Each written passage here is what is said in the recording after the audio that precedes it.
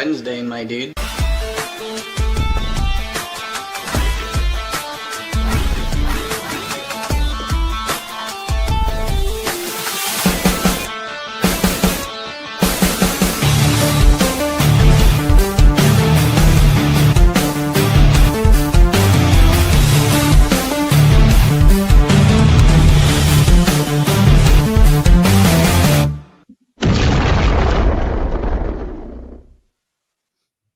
Hello, everyone. Welcome to the Punch Up Pod with Lila and Pat. Happy Wednesday. Yes. I almost forgot my glasses. I forgot how bad my vision is, and I went to read our shit, and I'm like, I can't read any of it. I need my readers. I need my readers for that text. Yeah, go ahead. Very boring news day, obviously. Jeez. I mean, if Mossad wanted us to shut up about those assassinations in Qatar, they sure did the trick. All the conspiracy theories are going to start flowing now. Before we get into that, how are you, Pat? How are you? I am good. I was making this plan to just drink my sort of low-cal session beers for a while until I get back into the gym and in fit shape. Today, I was like, I got to celebrate a little bit for no particular reason, which we'll obviously be getting to. Me too. But I've got my beer and my backup beer ready to go because I'm going to drink it so fast I don't want to have to go to the fridge. Don't even want to have to turn in your socialist apartment to your fridge. Right. Unleash the pandemonium. Oh, I like it. And echoes of disorder, dedicated to today's show. I mean, you guys, it's so crazy. Okay, let's unless you have something to share, I feel like we should just get into it because there's so much stuff to talk about. But I do want to do the social niceties with you, Pat. What do you have going on? I just got how's your day? Well, all in all, I can't complain, I guess. Yeah. Okay. Before the horrific jokes start and we go to black and get yanked off YouTube, you can find us on Rumble, by the way. Oh my God. I mean, if we're not on a list, we probably will be after today. I have a hunch. Okay, let's. We have mixed feelings about it. We'll get into all of it. Yeah, just to be honest, I'm giddy sounding and I'm giddy on the inside, but logically, I have some different feelings on it a little bit. Man, listen, this is where we know we're all headed. I guess that's all I have to say. It's a big fuck around, find out moment, and it's not nearly big enough, and it's probably not at completion. It's gonna get worse unless the people in power turn everything around soon, and there's no indication that that's what's going to happen. Let's thank our wonderful pup heroes and cheerers, our amazing members. Love you guys. So excited we get to do 3 shows a week now, especially as we will not get to half of the things we had told about today, probably, that are still very important to discuss. So thank you all for being so supportive and helping us out, and all your texts and tweets and retweets and all of that are huge for us. So thank you. And just notes from the front office, please make sure to like and subscribe and smash that notification bell. We are now 3 times a week, Sundays and Wednesdays at 5 p.m. Pacific, 8 p.m. Eastern, and Thursdays at 6:30 p.m. Pacific, 9:30 p.m. Eastern. Very late. Thursday is our it'll be a shorter show, and we're going to check in on live news as a bigger part of the show than normal. Yeah. It's more media focused, but we'll still pull clips and talk about. We won't just watch. We'll watch TV. Watch TV with us. It's feel like a watch party. And of course, tomorrow is 9/11, which again, feeds into everything that we'll be talking about today, probably on some level. So, yes. Okay. I know? Yeah. I mean, it's just nonstop. It is nonstop. We are so happy to see everybody. Yes, thank you. Hit the like button, please. And you know what? It does help if you have time to make a tweet with the show on it, a link to it. That's really nice. Like we're live now. I mean, that's asking a lot, I know, but it does help us for sure. Yeah, we'll put you on the payroll. Yeah. Just kidding. Okay. Talking about political violence, our cheers tonight goes out to the global Samud flotilla, one of which has been, there have been 2 attacks, one off the coast of Tunisia. And this is a plea from Portuguese member of parliament, Mariana Mortágua,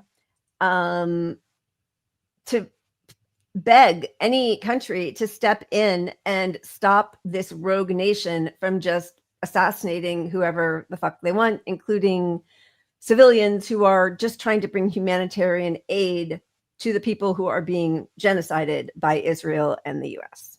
Mariana, I'm from Portugal. I'm a member of the Portuguese Parliament. The boat that was attacked has a Portuguese flag, and there are Portuguese citizens in this mission. I ask for my government and I ask for the European authorities not only to protect this mission, this humanitarian mission, but to fight Israel in these crimes against humanity. If Israel is a risk to this mission, if this humanitarian mission has a risk involved, is because one government is not following the law. Genocide is against the law. Occupation is against the law. Starving children to death is against the law. Humanitarian siege is against the law. We have the law on our side. And if this mission is a risk, is because one state is not complying with the international law. And that state is Israel. So we demand all our governments, all the international institutions, the European institutions, the European Union, the European Commission, to take a stand and to defend the people of Palestine, to defend this mission. But please, please be sure, even if you don't do it, we will go on. We are a superpower as a people. We are with the Palestinian people because we are defending humanity and human rights. Today, Palestine. Tomorrow, all of us. All eyes on Gaza. Beautifully said.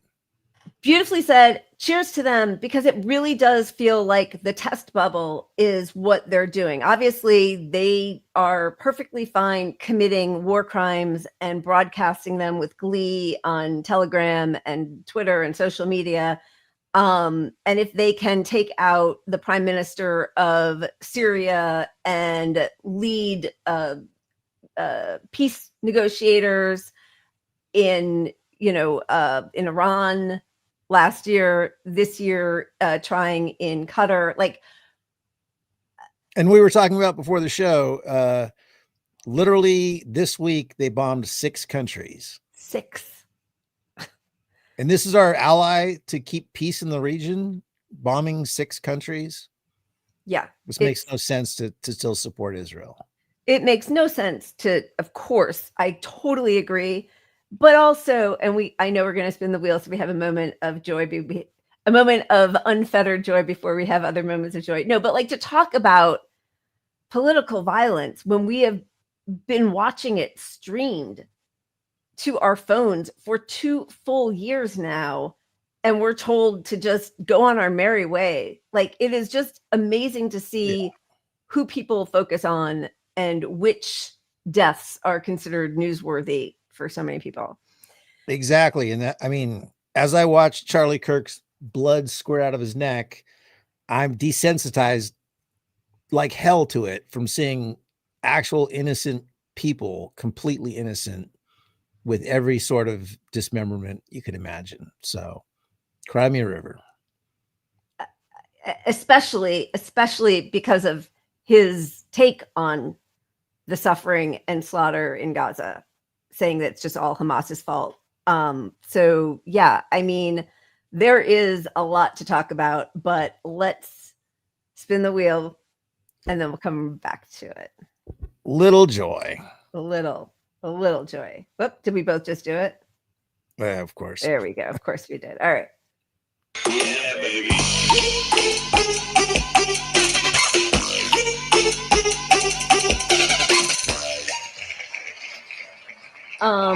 All right. We all need some of this. The people are rising up and wholeheartedly endorse that.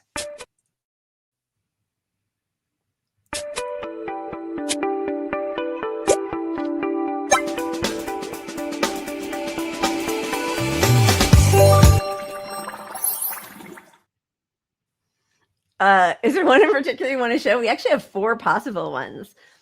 Pick as many as you'd like. All right. This is just kind of an awesome, ICE. We haven't really spent a lot of time just focused on ICE recently. But they continue to do these horrific kidnappings, guns out, just yanking people into their cars, not, masked up, not knowing who they are, no badges, not telling people where the hostages are being taken to.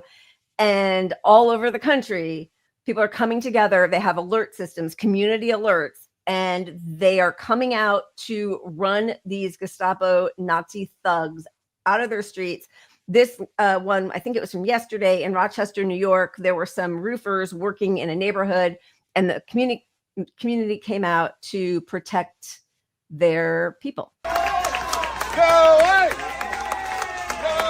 Go away! Go away!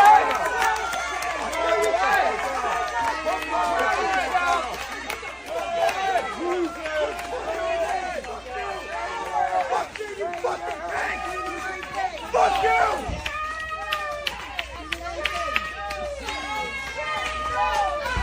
No secret police in America! Fuck you! No secret police in America! Fuck off, pig!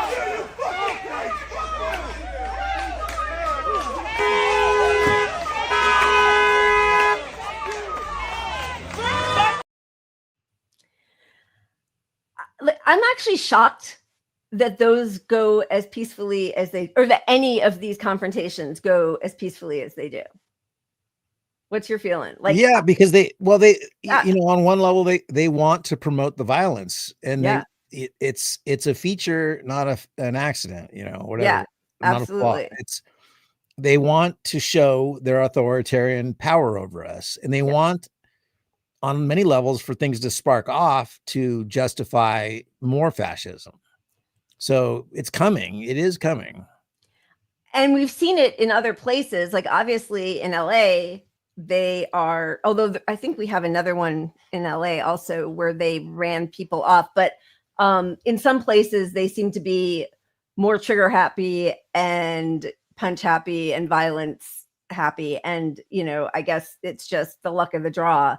But, I do commend the people who are coming out. It's community-led, community effort, and it's brave, and it's the only way we're going to survive this. So, Yeah, amen. And as we were talking about, as somebody's mentioning, Nepal is a little bit tricky because we may have been behind some of that. But if you take the surface value view of it,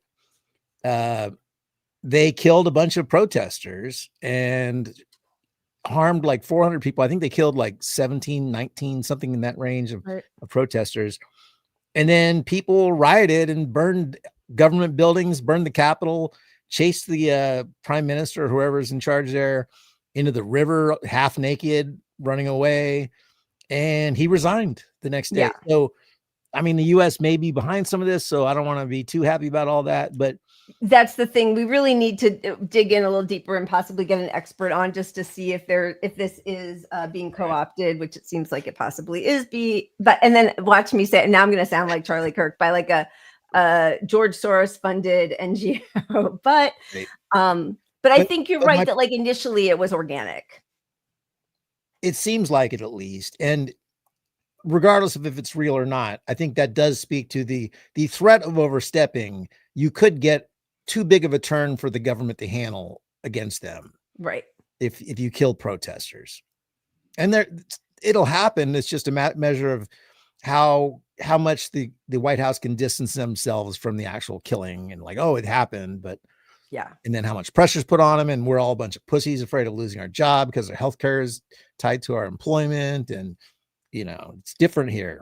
It is different here. It is really, I mean, especially, and we have a great video of what's happening in France, which I think seems a little more clear cut that it is actual, uprising against this Macron puppet installed in the government, and more austerity and a higher age of retirement and all of that. So we will get to that. And I'm just not as familiar with the politics in Nepal, and we would hate. We've done a few cheers or one good things to people who like a year later turned out to be problematic. So just want to make sure when we're diving deep into I can make some numbers up anytime you need some numbers. Do it. Okay, so let's start. Should we just start with the video of what happened? Are we talking about Charlie Kirk? I think we should get the Kirk stuff going, right? Yeah. Because to me, it's part of everything, right? Like this is part of everything. Listen carefully, because right before he gets shot, and I think this cuts out right as it happens, but he, once again is talking about trans people and gang violence, because he's just a hideous person. Do you know how many transgender Americans have been mass shooters over the last 10 years? Too many. Okay,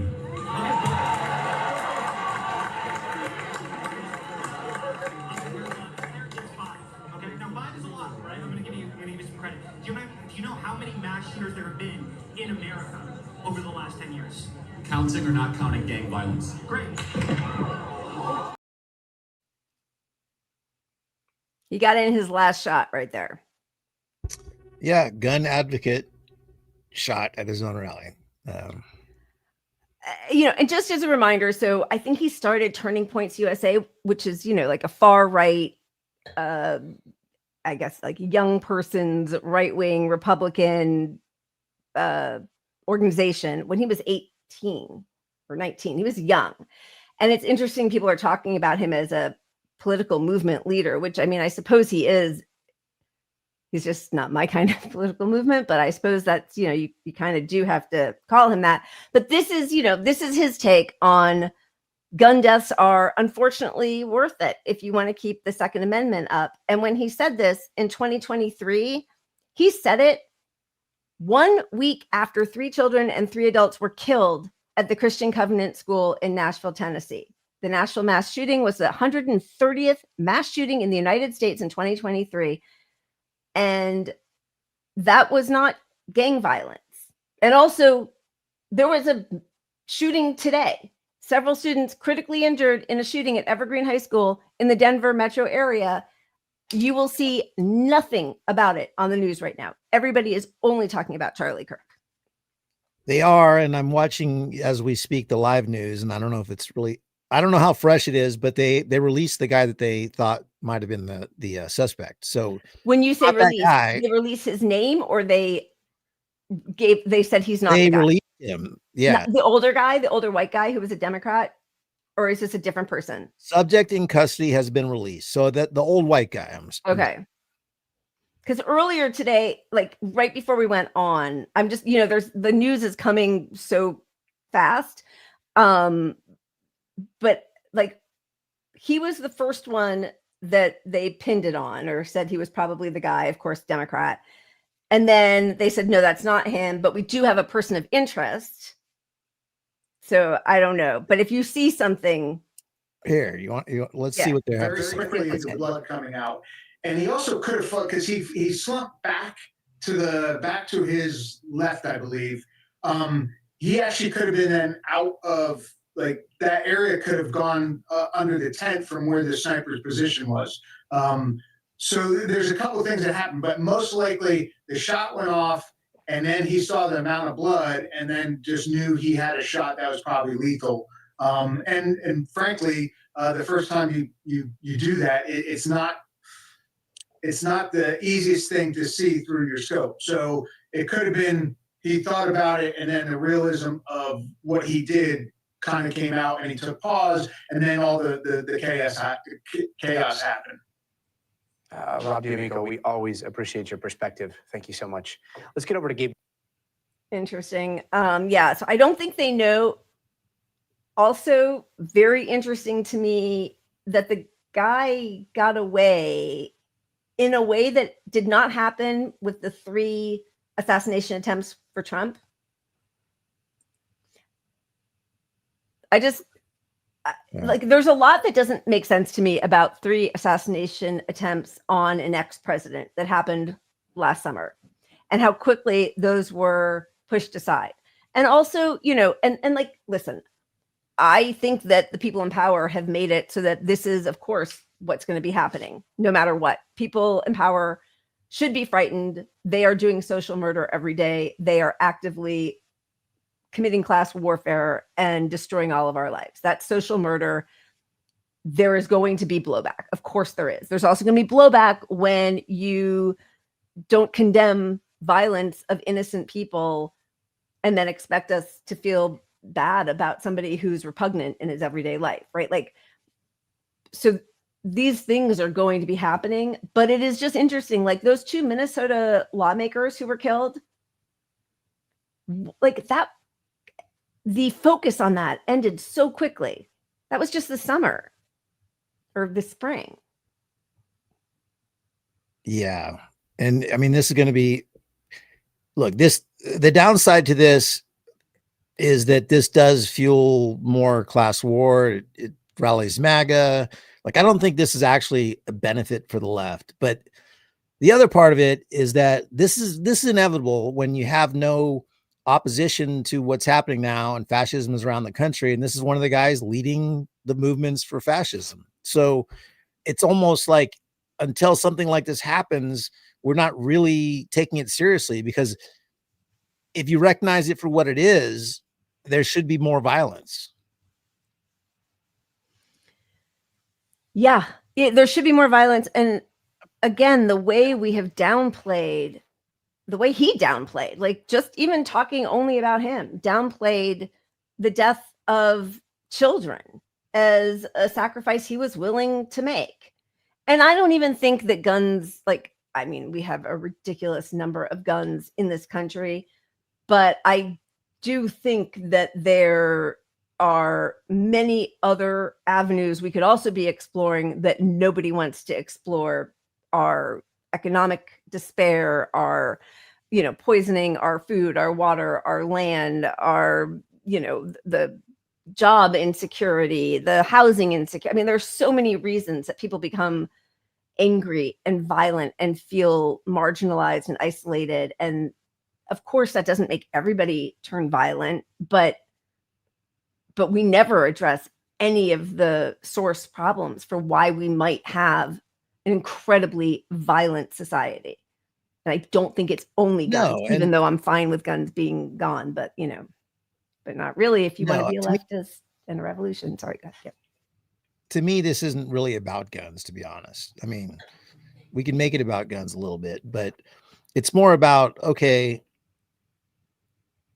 if you want to use a safe, positive, you know, in a healthy society, you don't have to kill people, right? And that's the society we want. You don't have to be violent against people. That it doesn't exist. But when you take away everyone's recourse, when you don't even have the opportunity to have town halls speaking to your politician, when both politicians on both sides support the same thing, a big vocal leader that you have access to is going to be at risk. And that is the society that his views have created. Yeah. And especially because he trafficked in lack of empathy. Like, that was his shtick, right? I mean, from George Floyd to children in Gaza to trans community to children being slaughtered in their classroom, like, you know, he was yeah, sorry, go ahead. Well, let's not forget, who normalized him recently? Gavin Newsom, the alleged future of the Democratic Party, was out there normalizing him. Whose kids by having him on his podcast, you Yeah. know? So if you're looking for opposition to him and you see that the top Democrat is taking this guy and elevating him as well, somebody, you know, it happens. This is what happens. Sorry. It does. And, you know, one of the even more disturbing on some level to me than Gavin Newsom having him on his very first podcast was the admission that his 13-year-old listens to him all the time and loves him. Like, what's happening in your household that is the influence your kid is going to? I thought you're some big Democrat, like you're some big progressive. Why is that message so enticing for your child? Like, you suck as a dad, actually. Look, I can understand the argument of letting your kid have, you know, his free, like, don't shut him down from any sort of views, you know, let him explore things on his own or something. But on the same time, like a malleable teenager, I'm not going to let him listen to the stupid brothers that got arrested, the Tate brothers, you know. You're not going to allow that. You're going to sit him down right away and say, let's have a talk until you understand why these are bad people. Yeah. Yeah. What are the discussions happening in that house? I mean, seriously. And didn't his wife make some documentary about toxic masculinity? And I don't know. Yeah. Okay. So let's keep moving on to some of the other, you know, just as a reminder, this was Charlie Kirk in October of 2023. The deaths of women and children in Gaza are the fault of Hamas, not Israel, just like the deaths in Japan during World War II were the fault of Japan, not America.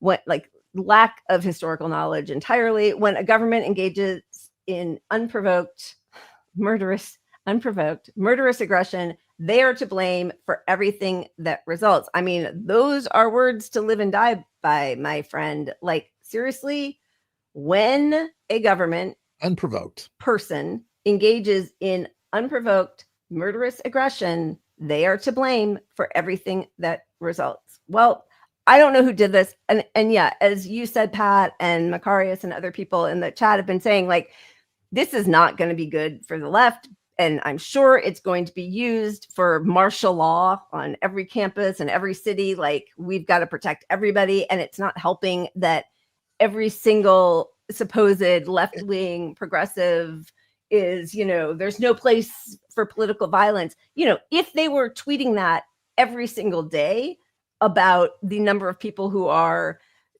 dying because they don't have health care, are going homeless or hungry, which is violence. Poverty is violence. About our, you know, war on innocent people in Palestine for property, our war on Congo, our war on Sudan. Like, we are the perpetrators of political violence everywhere in the whole world, basically. Whether it's our sanctions or actual physical murder, that is the business of the United States. So, like, the focus again on this one asshole is just insane. Sorry, go ahead. Yeah. No, absolutely. I mean, what this is to me, for good or bad, this is the natural outcome of our situation, right? On some level. And it's bad because we don't want to target, you know, journalists, even if we disagree. One part that's good about Charlie Kirk, in my view, is that he does go have discussions. So, you know, he was in that circle thing that we always talk about where they have the debate with 50 other guys. Yeah. And, you know, so I think the discussion part, even when you're a vile person, opens you up, and at least it's something, right? Totally agree. Yeah. But what this assassination does essentially is accelerate everything. Like, we've moved to the next level. That can be good, that can be bad. We know the bad will be coming from the administration as far as trying to shut us down. We know MAGA is now refueled. If they were turning on Trump because of a lot of stuff, now they're back in Trump camp, you know, because you got to rally around the troops, you know, defend your guy. But on the other hand, it rallies, it creates a conflict that's going to be coming that's bad, but also inevitable. And we're getting there sooner because of it. Yeah, I agree. You know, my worry is that they in a bipartisan way, sorry, my chair is doing something weird, have put together and financed a system of oppression where they're ready to crack down. I mean, they've already started, but like, I am just concerned that if the fear gets to be too much, and because they did not try to stave off political violence from an uprising of an intifada, if you will, of the working class by giving us, a dignified life that we all deserve, that they've stolen from us, because they didn't take those policy, like actual political tactics, that now they're just going to go and they will get tons of support from, Democrats. They will go full throttle to stifle it all. And Democrats will call it the Charlie Kirk Act. It's coming. And Zaina made a good point about, Trump coming out first to announce his death. So let's be real. With that shot in his neck, 99% positive chance that he died within a few minutes. Yeah. And it took hours to hear that he was dead, and the first person reporting it was Trump. Right. So that links this all to Trump being the guy with the message to make the emotional connection. If you're a Charlie Kirk fan, emotionally, this death, Trump. Yeah. They're after us, us MAGA, Yeah. The great and even legendary Charlie Kirk is dead. No one understood or had the heart of the youth in the United States of America better than Charlie. He was loved and admired by all, especially me, and now he's no longer with us. Melania and my sympathies go out to his beautiful wife, Erica, and family. Charlie, we love you. I mean, of course, that youth group was turning on Trump. Like, they had voted for him, and they were not so enthusiastic anymore. And the Epstein, I mean, this is where it all kind of intersects. When we showed those clips from Turning Point USA, the big summit or conference or whatever they had, there were people, young people, who were pissed, and they were pissed about the genocide in Palestine and the continued war between Ukraine and Russia also. And he sat down with Megyn Kelly at that Turning Points USA conference, and they had a little bit of a talk about Epstein, which we're about to show, but which also led him to say that if he got killed, it was going to be because of Israel. So let's just get into the conspiracies right now. Let's go. Do you think there's any intel community involvement in this? I wouldn't be surprised one bit. I am convinced, based on my own sources and my own reporting on this story, he wasn't one of ours. So he was an American, which leads basically three options: MI6, Saudi, or Mossad. Yep. Which one would you choose? I guess Mossad, given his connection to Ghislaine Maxwell. So what does that mean? Well, I mean, it's possible that that's the reason everything's getting buried, that there is some treasure trove, and it's getting buried because... How many people here believe that? Raise your hand. Okay, I'd say about half the hands think that it's being buried because of an Israeli thing. It could be. I really don't know. And I have no evidence to suggest that. No, me neither. I did think it was very odd how, look, half of you raised your hands because you've heard that theory, you've heard it debated, you have questions, but the one time Pam Bondi was asked a question about this at the cabinet meeting on Monday, she was like, and as for whether he was an agent, that I don't know. I haven't looked into that. I'll get back to you. You haven't looked into it? What do you mean? So that was kind of a fishy answer. And Megan, remember Alexander Acosta in 2007, he said he was told to treat Epstein carefully because he was an intel asset. That was one of Trump's cabinet secretaries who was literally a U.S. attorney 3 hours from here in Florida. He said that himself. Well, and let me tell you the consequences of that. His subpoena, his search warrant on Jeffrey Epstein's residence was very narrow. It was not the kind of like, let's get everything. Let's see everything inside this guy's, dressers and so on. It was very, very narrowly tailored. And to this day, that's what the FBI is stuck with. So it really is possible that Dan and Cash got in there and, in like a Geraldo and Al Capone's vault situation, opened it up and we're like, oh my gosh, there's nothing in here. Like, we did not find the magic documents or photos or evidence of anything. And why not? I don't know we'll ever know why not. I'm not sure we'll ever know, but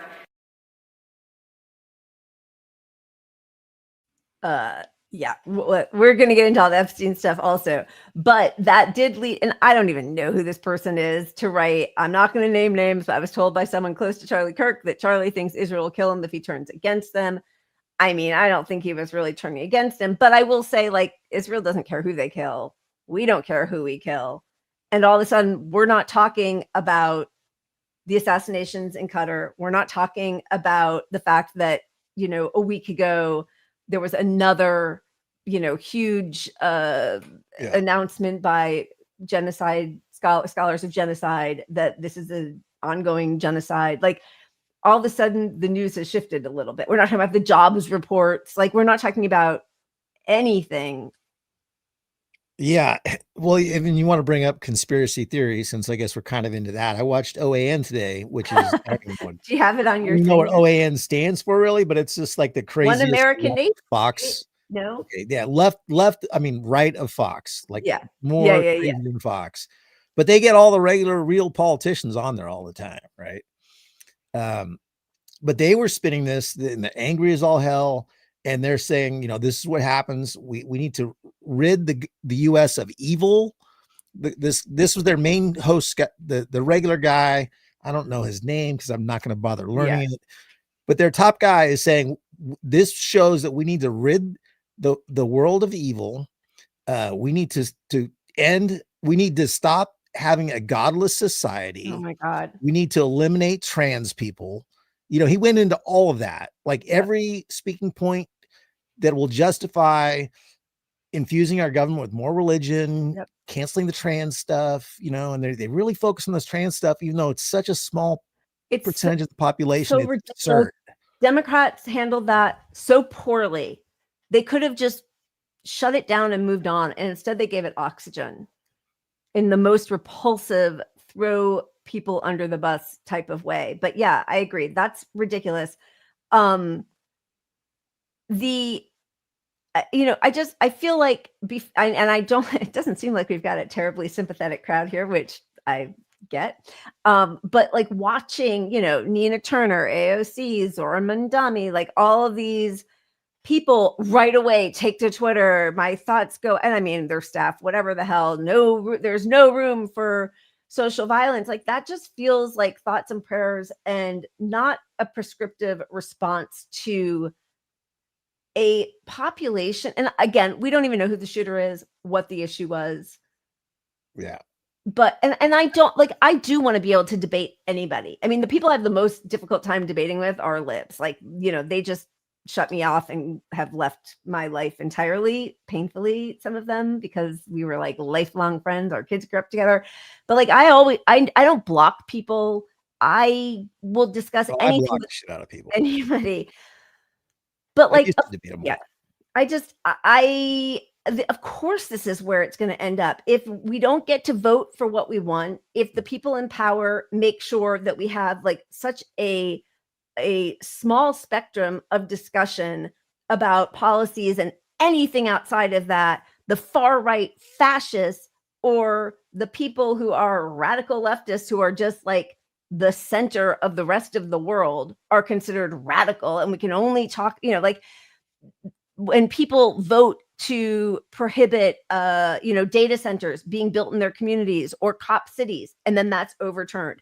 When Washington, D.C. votes for statehood and that's vetoed, like, where are we supposed to go? We can't talk to a person. You are denied, you know, AI is now going to control Medicaid and deny your referrals. Like, we are so fucked on every level. We have no avenue to fight back or take any course but something like this at some point.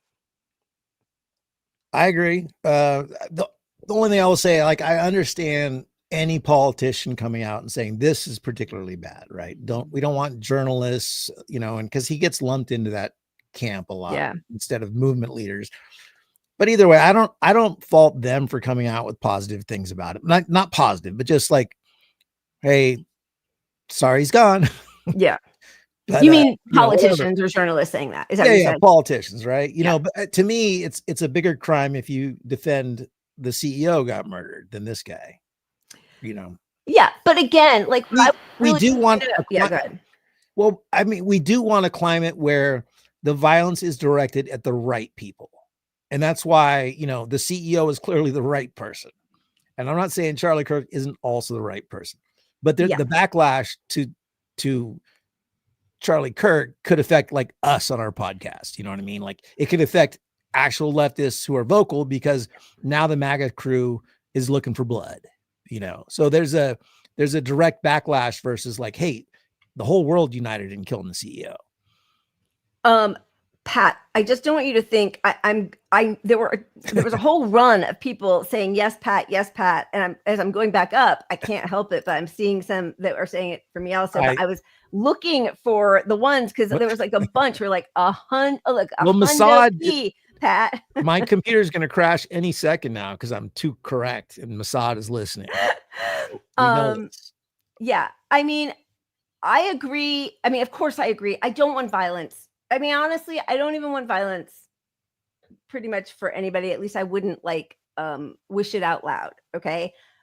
But like all the people who are, and I am concerned for us. Like I even was concerned about wearing, my watermelon earrings in some places in Los Angeles because people are so fakakta, right? Like the Zionists in Beverly Hills.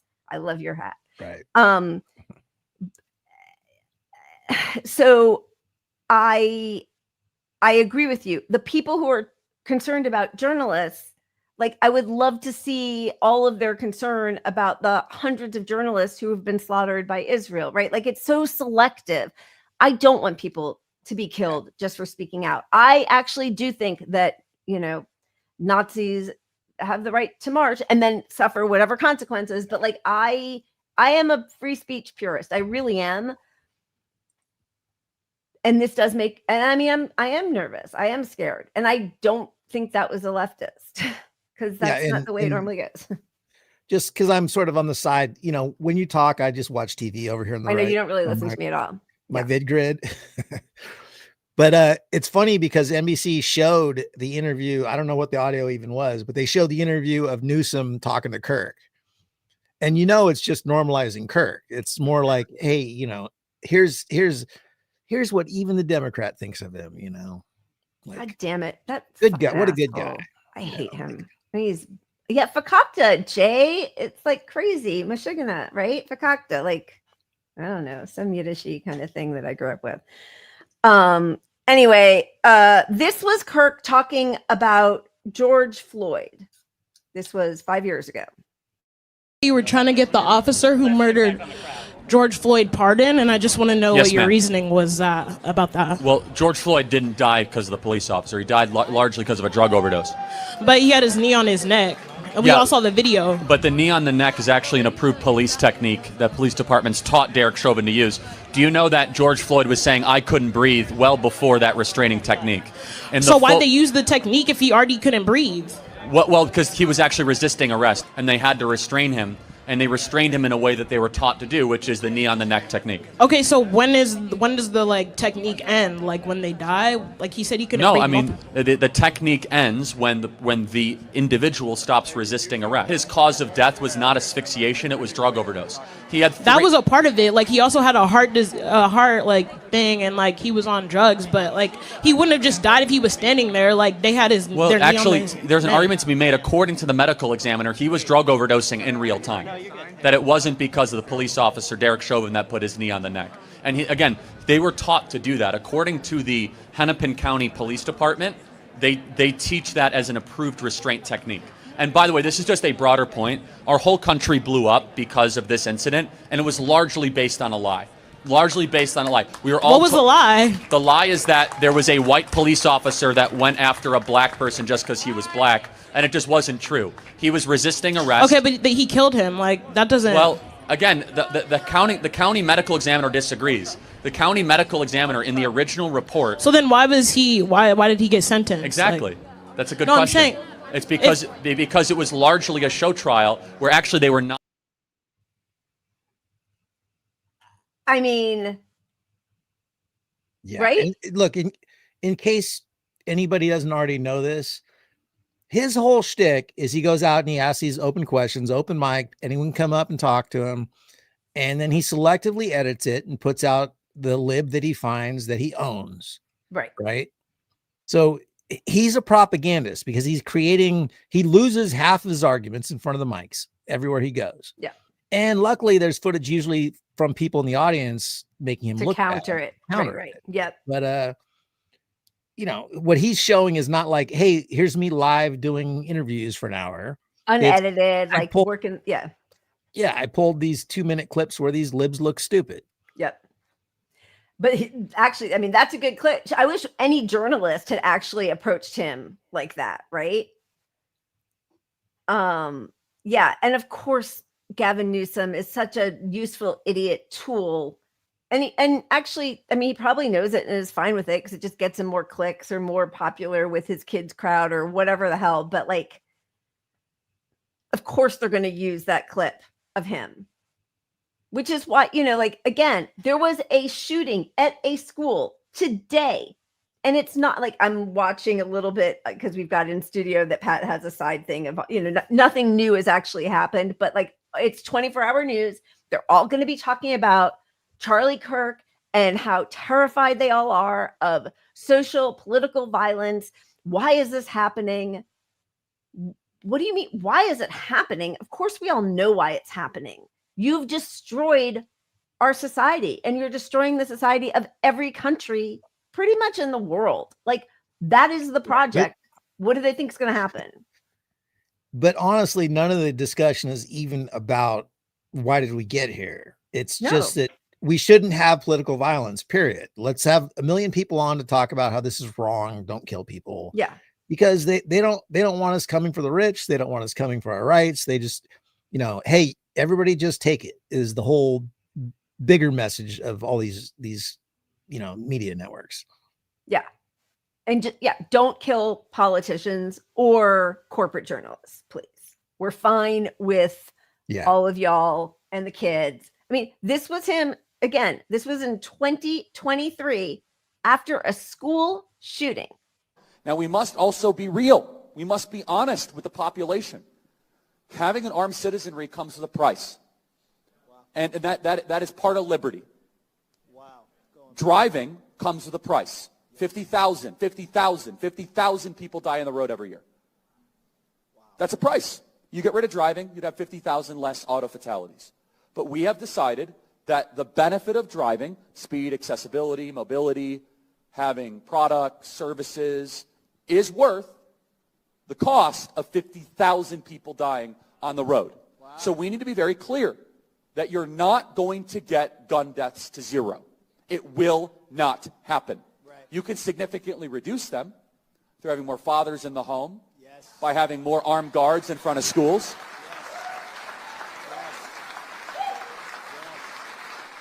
We should have an honest and clear reductionist view of gun violence, but we should not have a utopian one. You will never live in a society when you have an armed citizenry and you won't have a single gun death.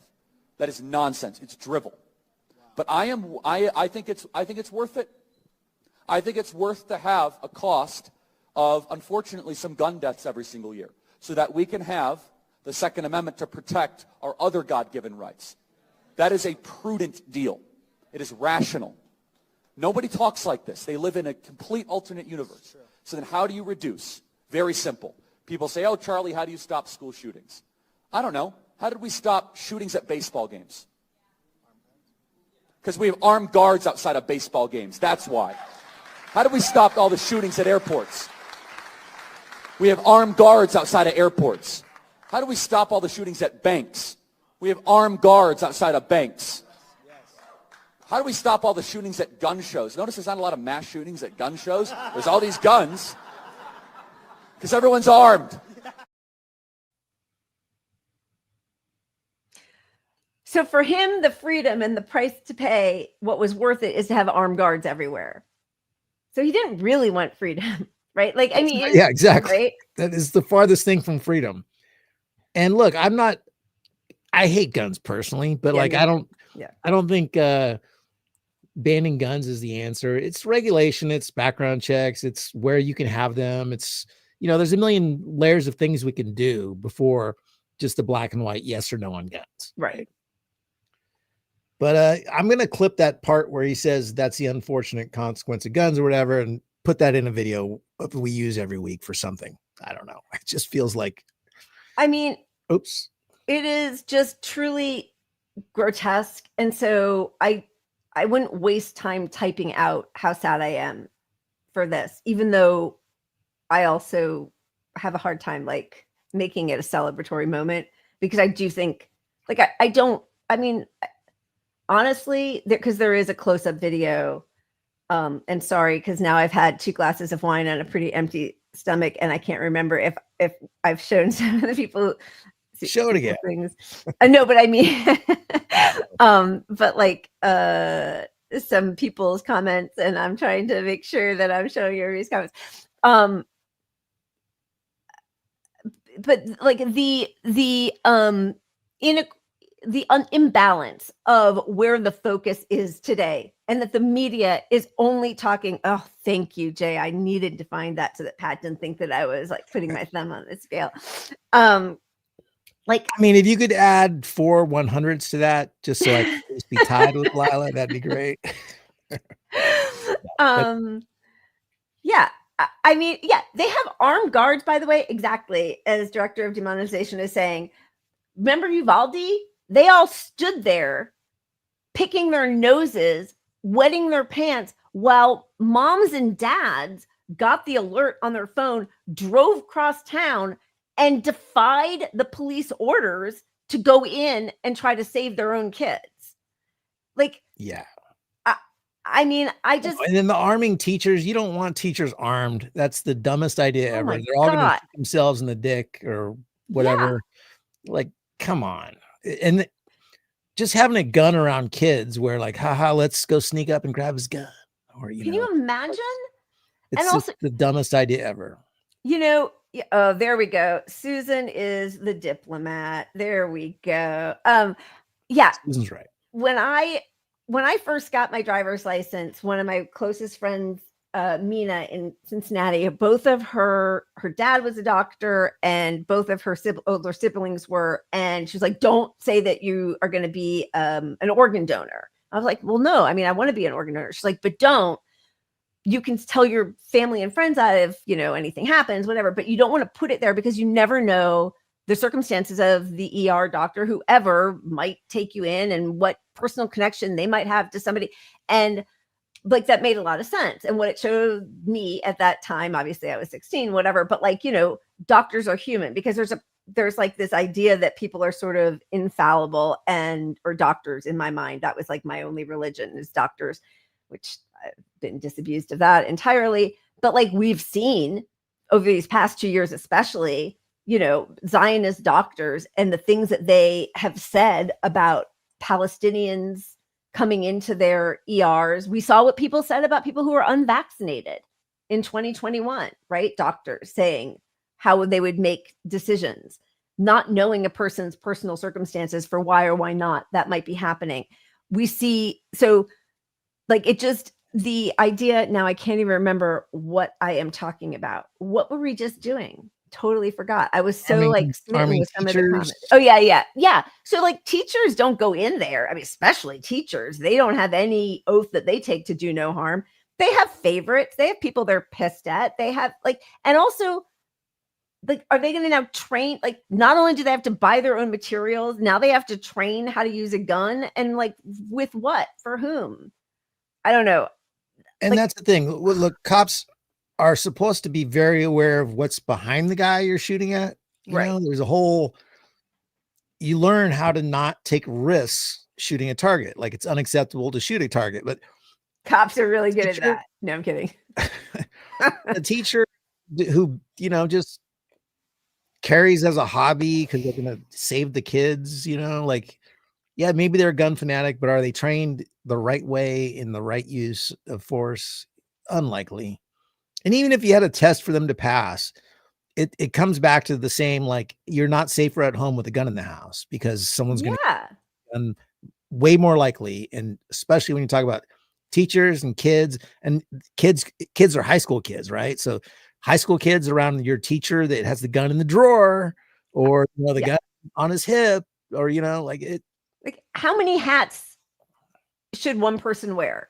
Because it's distracting. And it's too much anyway that teachers and kids, like they have those fire drills. Anyway, I know like there are so many different ways. It's not really a gun debate, but the fact that he was so pro-gun, it just adds, it adds to this whole situation.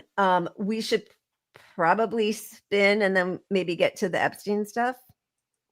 Or wherever you want to go with it. And maybe call up what's happening. Is any breaking news? Apparently, conservative activist Charlie Kirk is shot and killed at 31 on all the channels still. Jesus. And they have absolutely no news. Like if you watch it for an hour, you've learned nothing from the hour before. If there's anything new, it's going to be on the Chiron, just so you know, because they're just blathering for hours. Israel assassinates a few more civilians. Manhunt still underway for Kirk killer. That's I will say Chiron on 3 of these networks right now. That's word amazing. Word for word. I do think it's interesting, like how quickly these people are normally caught in a crowded environment where there was security. Like Charlie Kirk has his own security. There was security, on a campus. I don't know. It just seems a little crazy to me. The conspiracies are floating around in my head. Yeah, baby.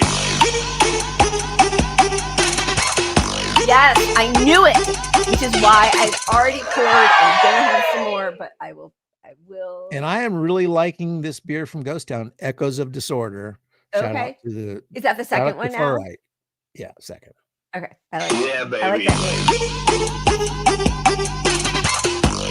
name. All right. We got another one. Do you want to pick this one or do you want me to?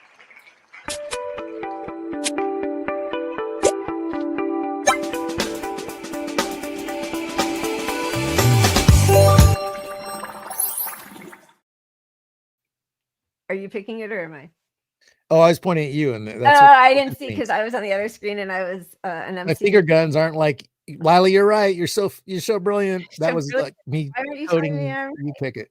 All right. This is a short one, but I like it. Get off the property. Get off the property. Stay on the sidewalk. On the sidewalk. Now have a nice day. Yeah, you too, bitch.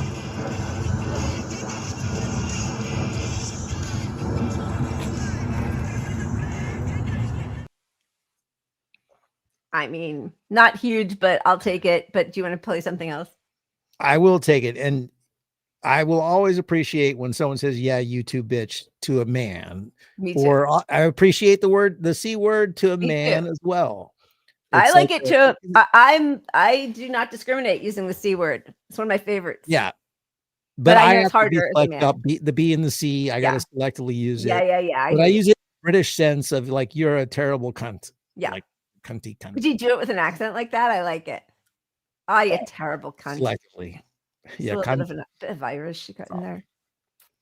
All right. Let's roll something else just for shits and giggles. Yeah. I flashed my cat earlier, so I feel like kittens is appropriate. Let's do it. Let's take a little pause with some kittens. Yeah.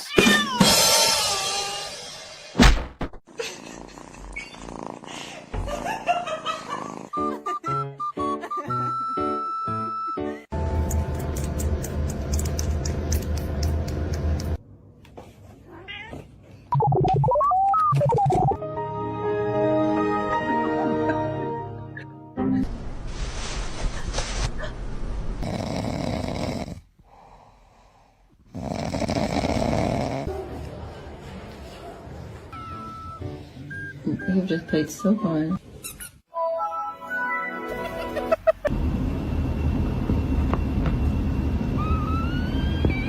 Oh! Look at that! Y'all are doing the snoozy time!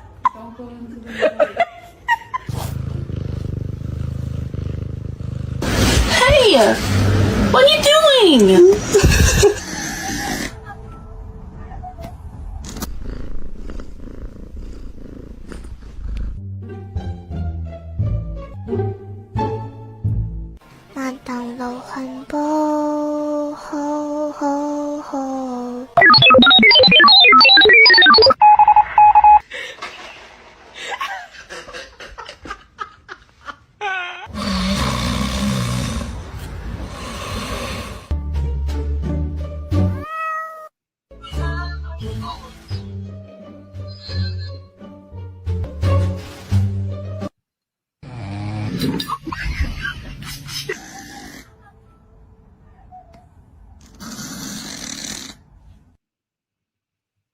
That is adorable. I love it. The one with this eye open sleeping, or the couple of those, when Xander was like 5, Josh was directing a movie that he had written. I was in it and producing it. It was a horror movie called Crawl Space, and Xander was like one of the leads, which was crazy. I was super jealous of my own kid. Okay. And he had like 2 full weeks of just being on that movie, but it was scary. And Steven Weber, you know, from Wings and whatever, anyway, was the bad guy. And Xander got so scared that at one point, his older brother, Asher, we had to dress him in Xander's clothes and shoot from behind because he was like, I can't go on set. I can't go on set. And like the studio teacher was worried about what we were doing to our 5-year-old kid. And I had like my, you know, head scalped and like, it was, yeah, whatever.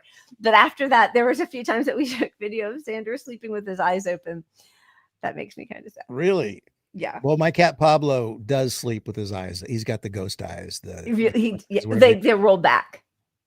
Yeah, his eyes are open, and they're just because they have murder shields. That's yeah.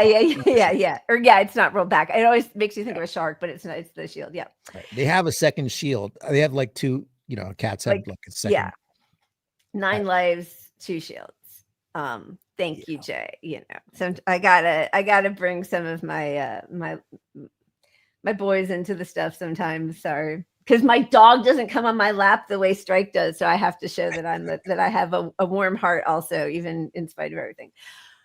Okay, Epstein. The link to all of everything, every powerful monster. They just released, was it the Wall Street Journal, I think, released his birthday book.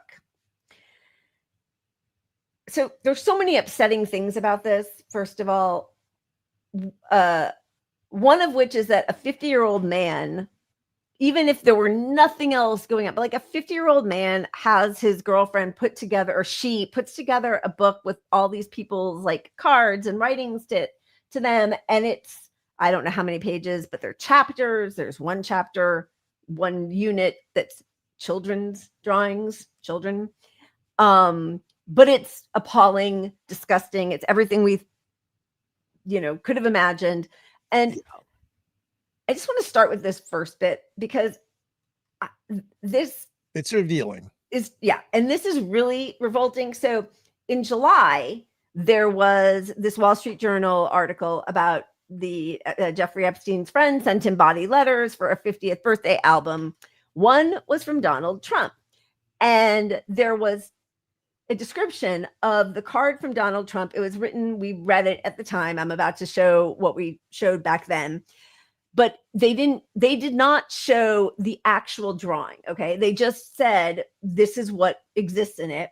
They did the words of the weird screenplay written by apparently or supposedly written by Donald Trump, where they said it was a screenplay typed out, or a page of a screenplay written between Donald Trump and Epstein, and around it was the drawing of a woman's body, and where her pubic hair would be was the signature of Donald Trump. And then there was all this stuff. It's not even my signature. And we showed, all the other signatures of his. It looks exactly the same, but whatever. But the drawing that was sort of like, this is probably what it looked like, that was included as people were discussing this, looked something like this.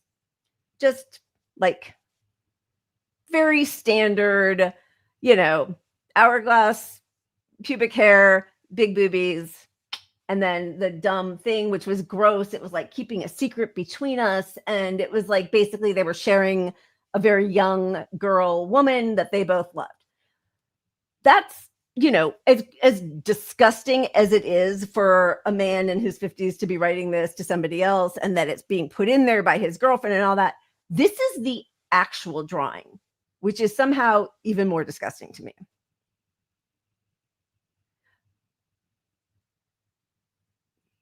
Can you read it? Well, no, it's more Oh, about the boobies. Like, what kind of breasts are those? Because that's not a woman. That is a prepubescent girl, to my eye. Right, and that's the joke, is that everybody knew that he was a pedophile. I mean, who draws boobies like that? Like, who? Nobody. That's like crazy to me. And yes, as you said, the joke is everybody knew, every single person wrote about his proclivities, his enjoyment of young girls, his holding a gun to girls' heads and telling them to take their tops off, or he'd throw them in the ocean. I mean, it goes on and on. Go ahead. Sorry. Well, I just wanted to preface this with, okay, guilt by association, I hate. Right. You know, like I have friends that probably have done some crimes. Actually, I know several that I can probably be a witness to some, but like that is very different than being best friends. And the crime matters a lot in that this guy was a fucking trafficking pedophile. Like, to be his best friend for years it's not just like you were at the same dinner. It's not even the Bill Clinton photograph. It's not. This guy was best buddies with the fucking pedophile. So when you couple that with the evidence of him sending this little prepubescent bullshit, he was aware of what a piece of shit this guy was, and it did not faze him. At the least, that's what it was. Nobody in there was fazed. They all knew it. Like, they all, I mean, that is a child.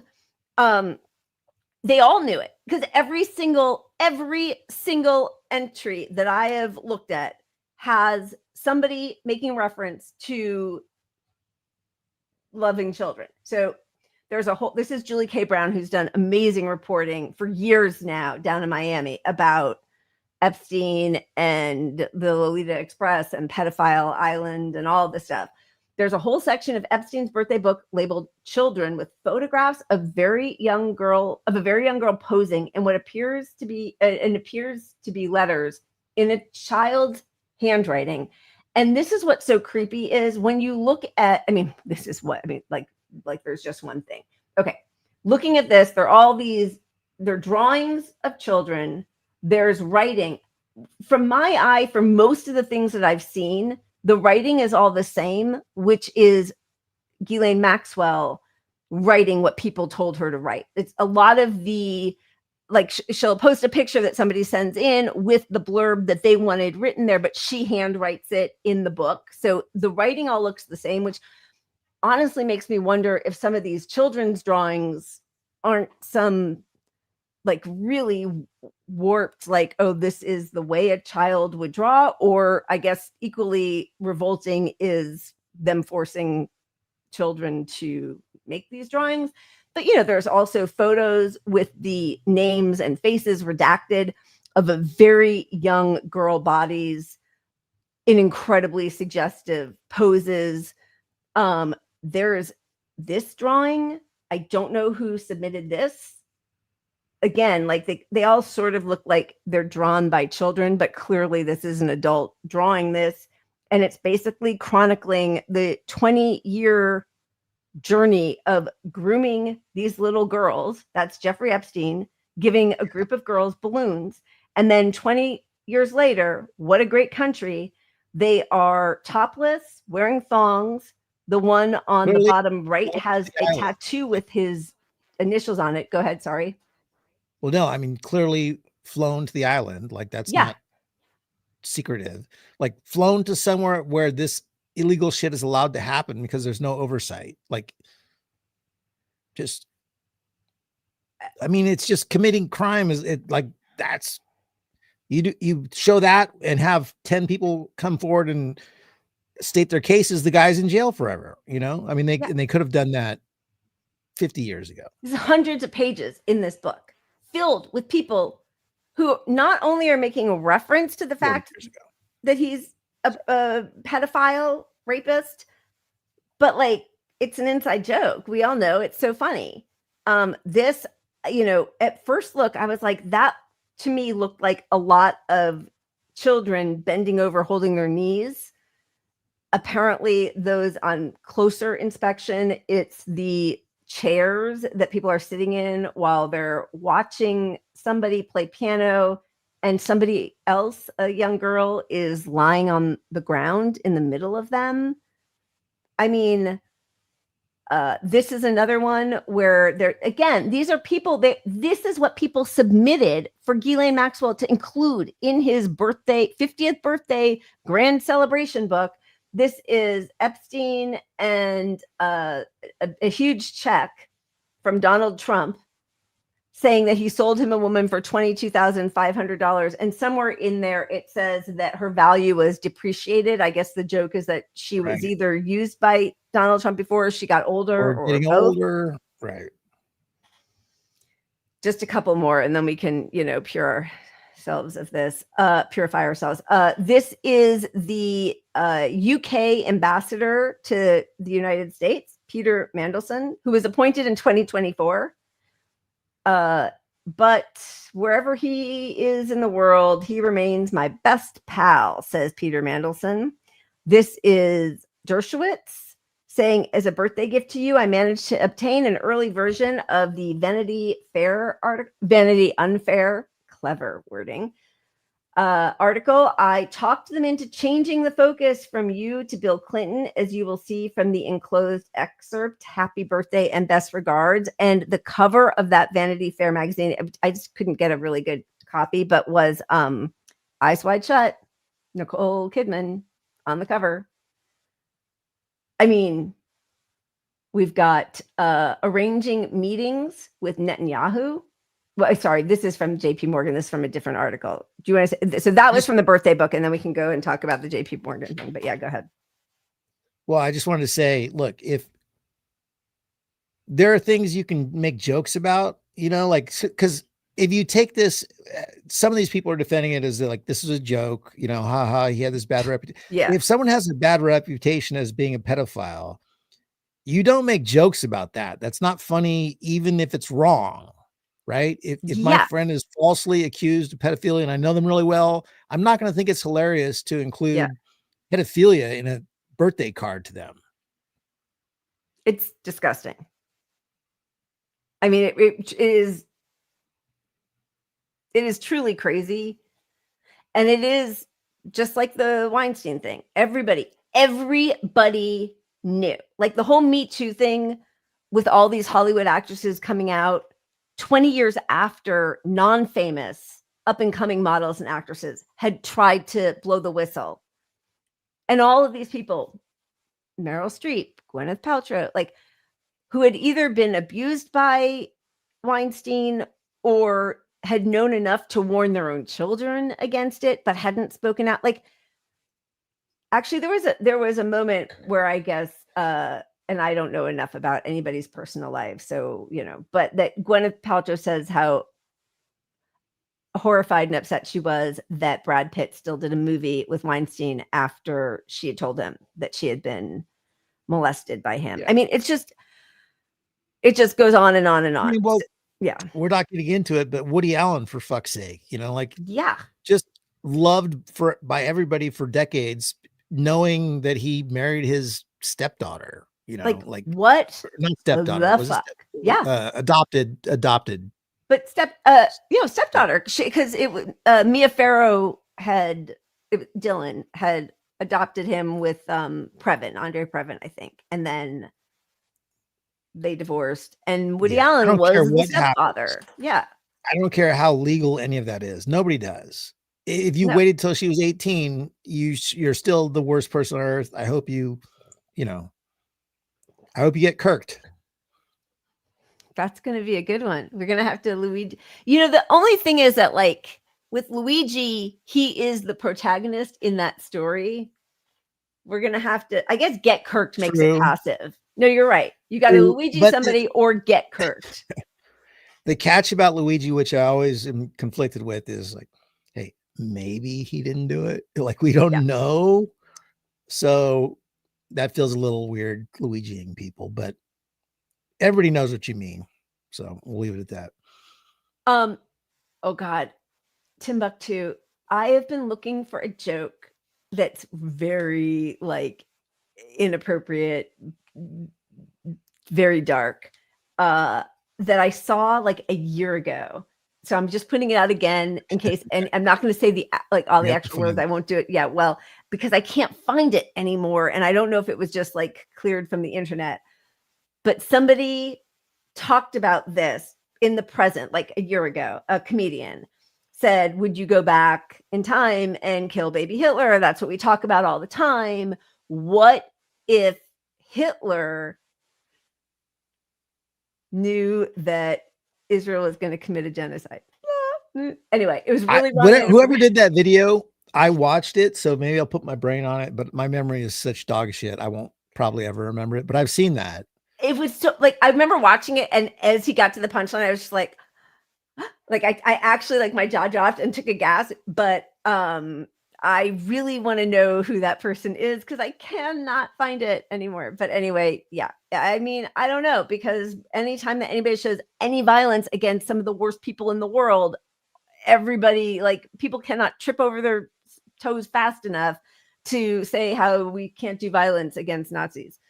Okay, so can we go on to the JP Morgan thing just really quickly, and then we can leave all of this horror? Yeah. What do we got on? Okay, so the reporting, and I mean, I think we've actually known quite a bit of this for a while, but that JP Morgan, and hey, great billionaire Jamie Dimon, helped finance the child trafficking of Jeffrey Epstein. This was an article that just came out 2 days ago or yesterday. Epstein had long been a treasured customer at JP Morgan. His something were brimming with his accounts probably were brimming with more than $200 million. He generated millions of dollars in revenue for the bank, landing him atop an internal list of major money makers. He helped JP Morgan orchestrate an important acquisition. He introduced executives to men who would become lucrative clients, like, you ready, the Google co-founder, Sergey Brin, who, by the way, is the ex-husband of RFK Jr.'s running mate, just to remind everybody. And I can't remember her name, though, but and to global leaders like Prime Minister Benjamin Netanyahu of Israel. He helped executives troubleshoot crises and strategize about global opportunities. But a growing group of employees worried that JP Morgan's association with a man who had pleaded guilty to a sex crime and was under federal investigation for human trafficking could harm the bank's reputation. Just as troubling, anti-money laundering specialists within the bank noticed Epstein's pattern, withdrawing tens of thousands of dollars in cash virtually every month. These were red flags for illicit activity. And yet, look, nobody takes out a lot of cash unless you're doing something illegal. Because if you have transactions in the thousands, you just money transfer. You write a check, you money transfer something. The cash game is clearly a sign, and they all knew it. Of course, and he was already admitted, confessed. He admitted it. Yeah. Yeah, like, Lord. Cash would be the easiest thing ever. This is capitalism. You keep them around forever. Yeah. There's nothing better than making money, especially if you get to rape some children.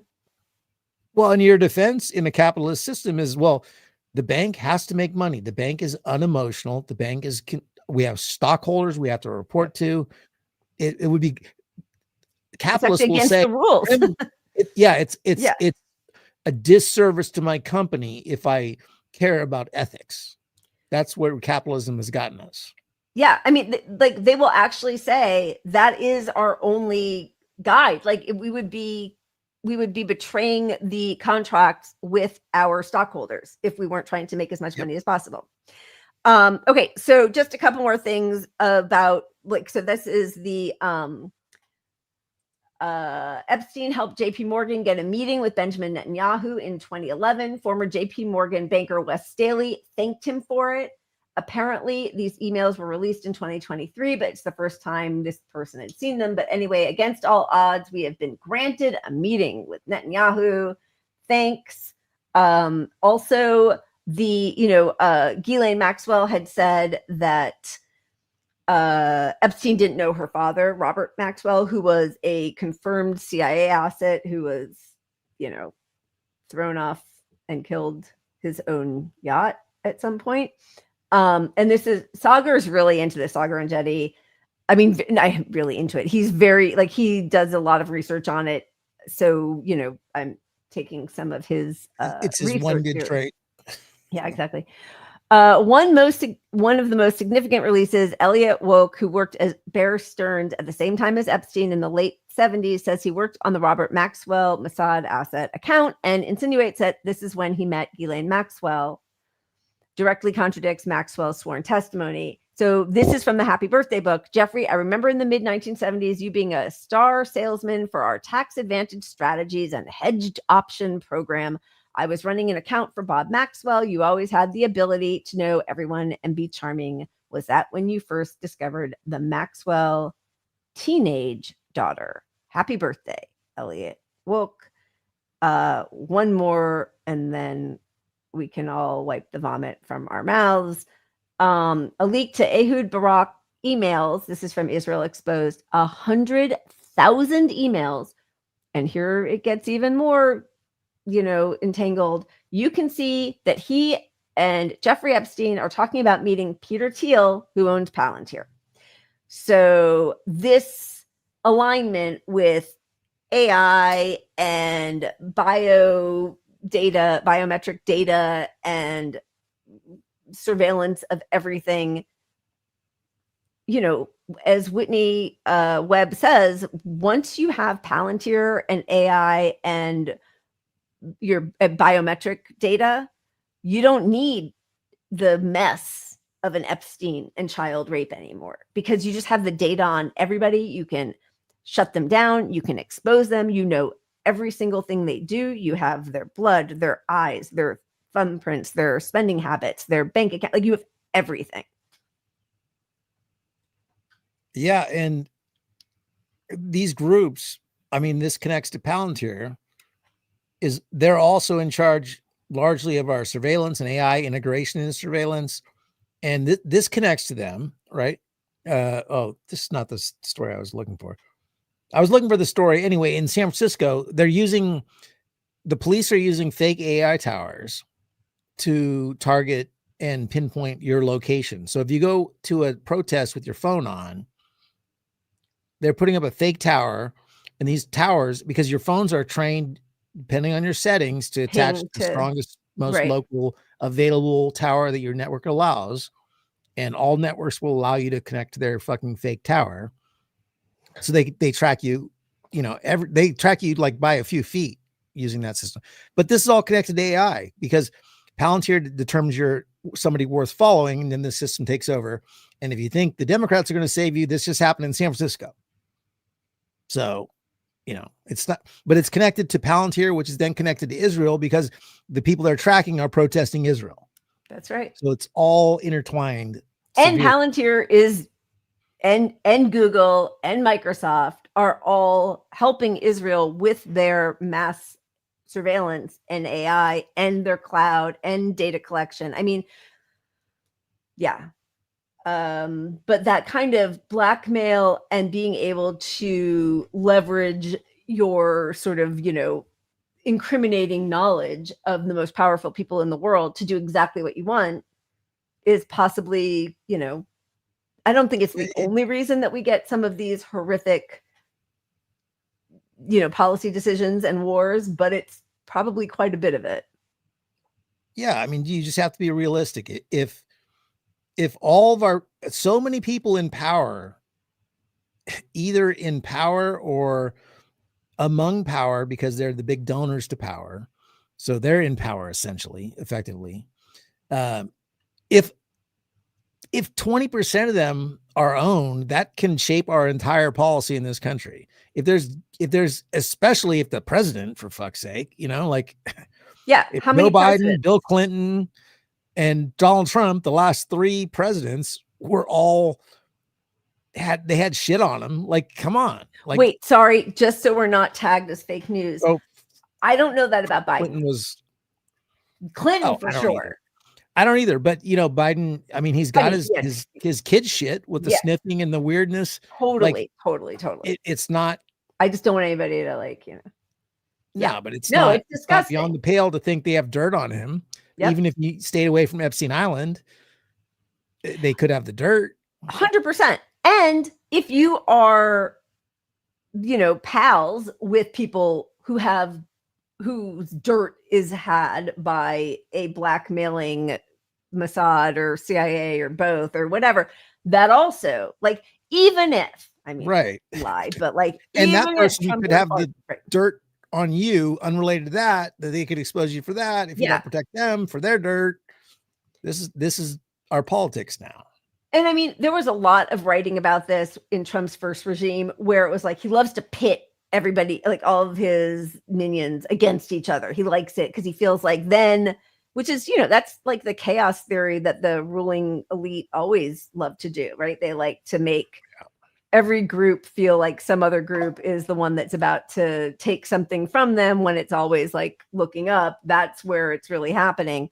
But anyway, so this is, it is so crazy to me that anybody would even say this. Mike Johnson initially said that Trump was an informant while also saying it's a hoax.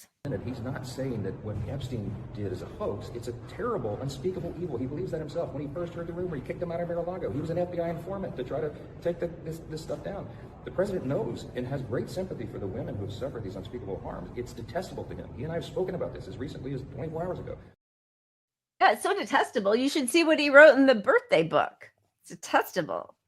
Yeah, he faked being his best friend for years so he could get him and turn evidence on him somehow. Okay, then if that was the case, do you not think there would be an email that he could put out where he was talking with the FBI about, I'm going to be your informant? If you're going to be an informant, would you not get some information? And if you're going to be the informant, most likely if you were Trump, it was because you got caught on your own crime. Right. And they're flipped you to go for somebody bigger. So that might be the case. But the fact that he comes out here and says that so openly and just talked about it, as recently as yesterday, and then the story changes. Come the fuck on. Yeah. Now he's backtracking from the informant part because obviously that's ridiculous. But then what? Honestly, I despise this woman, but Caroline Leavitt looks like a hostage in this video. Look at this. I want to follow up on something you said. You said the Epstein documents are a hoax that Democrats are perpetrating against the president. You said he didn't sign that check, that he didn't sign the birthday card that he allegedly signed. So what is the theory, since these documents came from the Epstein estate? Who is I guess in your view, faking these documents? I did not say the documents are a hoax. I said the entire narrative surrounding Jeffrey Epstein right now that is absorbing many of the liberal cable channels on television is a hoax that is being perpetuated by opportunistic Democrats like Ro Khanna and the others whom you saw on that press conference outside of Capitol Hill, who are trying to push this hoax against the President of the United States. What exactly is the hoax? I'm just trying to understand what's fake. What's fake is not the documents. The hoax is the Democrats pretending to care about victims of crime when they do not care about victims of crime, when they have done nothing to solve crimes, when they have done nothing to lock up child pedophiles and child rapists across the country, and when they are now using victims as political props to try and, again, smear the President of the United States and drag on this bad story about him. It is a distraction. The Democrats view this story as nothing more than an attempt to distract from the accomplishments and the achievements of this administration. And that is what we mean when we call it a hoax. If he didn't sign these, if you said he didn't sign the birthday card, he didn't do this, he also didn't do the check, those were in documents from the estate. So what is the working theory as to why he's in them? The President has one of the most famous signatures in the world, and he has for many, many years. You know that, Maggie, you've covered him for a long time, long before he assumed this office when he was a businessman in New York. The President did not write that letter. He did not sign those documents. He maintains that position, and that position will be argued in court by his lawyers. The President is very confident he is going to win this case. Oh, my God. Justin, thank you, buddy. Justin, thank you. Just as the signatures go, his signature evolved over the years, different stuff, but there are tons of examples of that exact signature. So that's nonsense. Like by his own art that he put out, and they say he doesn't do art. Right. He's got stuff he put out. There's clearly, here's me, Trump, submitting my art for donation at this raffle. It's got the exact same fucking signature as the birthday donation stuff. So it's crap. It's crap. And even if it's not, even if that part, let's just say, okay, not your signature, not your drawing, whatever. There was video of you partying with him. There are pictures of him and you together all over his like that we've seen documented from when his penthouse still existed. They were, and Trump talks about it, like they were friends for a long time. And for a while it was said it was a real estate deal. Trump just recently said it was because Epstein pilfered one of his employees at Mar-a-Lago, which was he stole a massage person. Oh my gosh, who sadly just died by suicide. She was one of the people who had come forward. Virginia Giuffre. Like there is well documented history of the two of them palling around together for years. Okay, knowing, and that's where go ahead. No, you go ahead. I'm not done. You finish, please. Well, I was about to take us to Abundance Ezra Klein and his disclaimer on Epstein, which is like in July of 2025, 2 months ago. You're going to now say that you don't think that there is any correlation between Epstein palling around with the most powerful people in the world and his rape island, where all of those powerful people came to hang with him with the little girls and boys that they kidnapped. It's just so ludicrous, flat out. Like, that. Oh, sorry.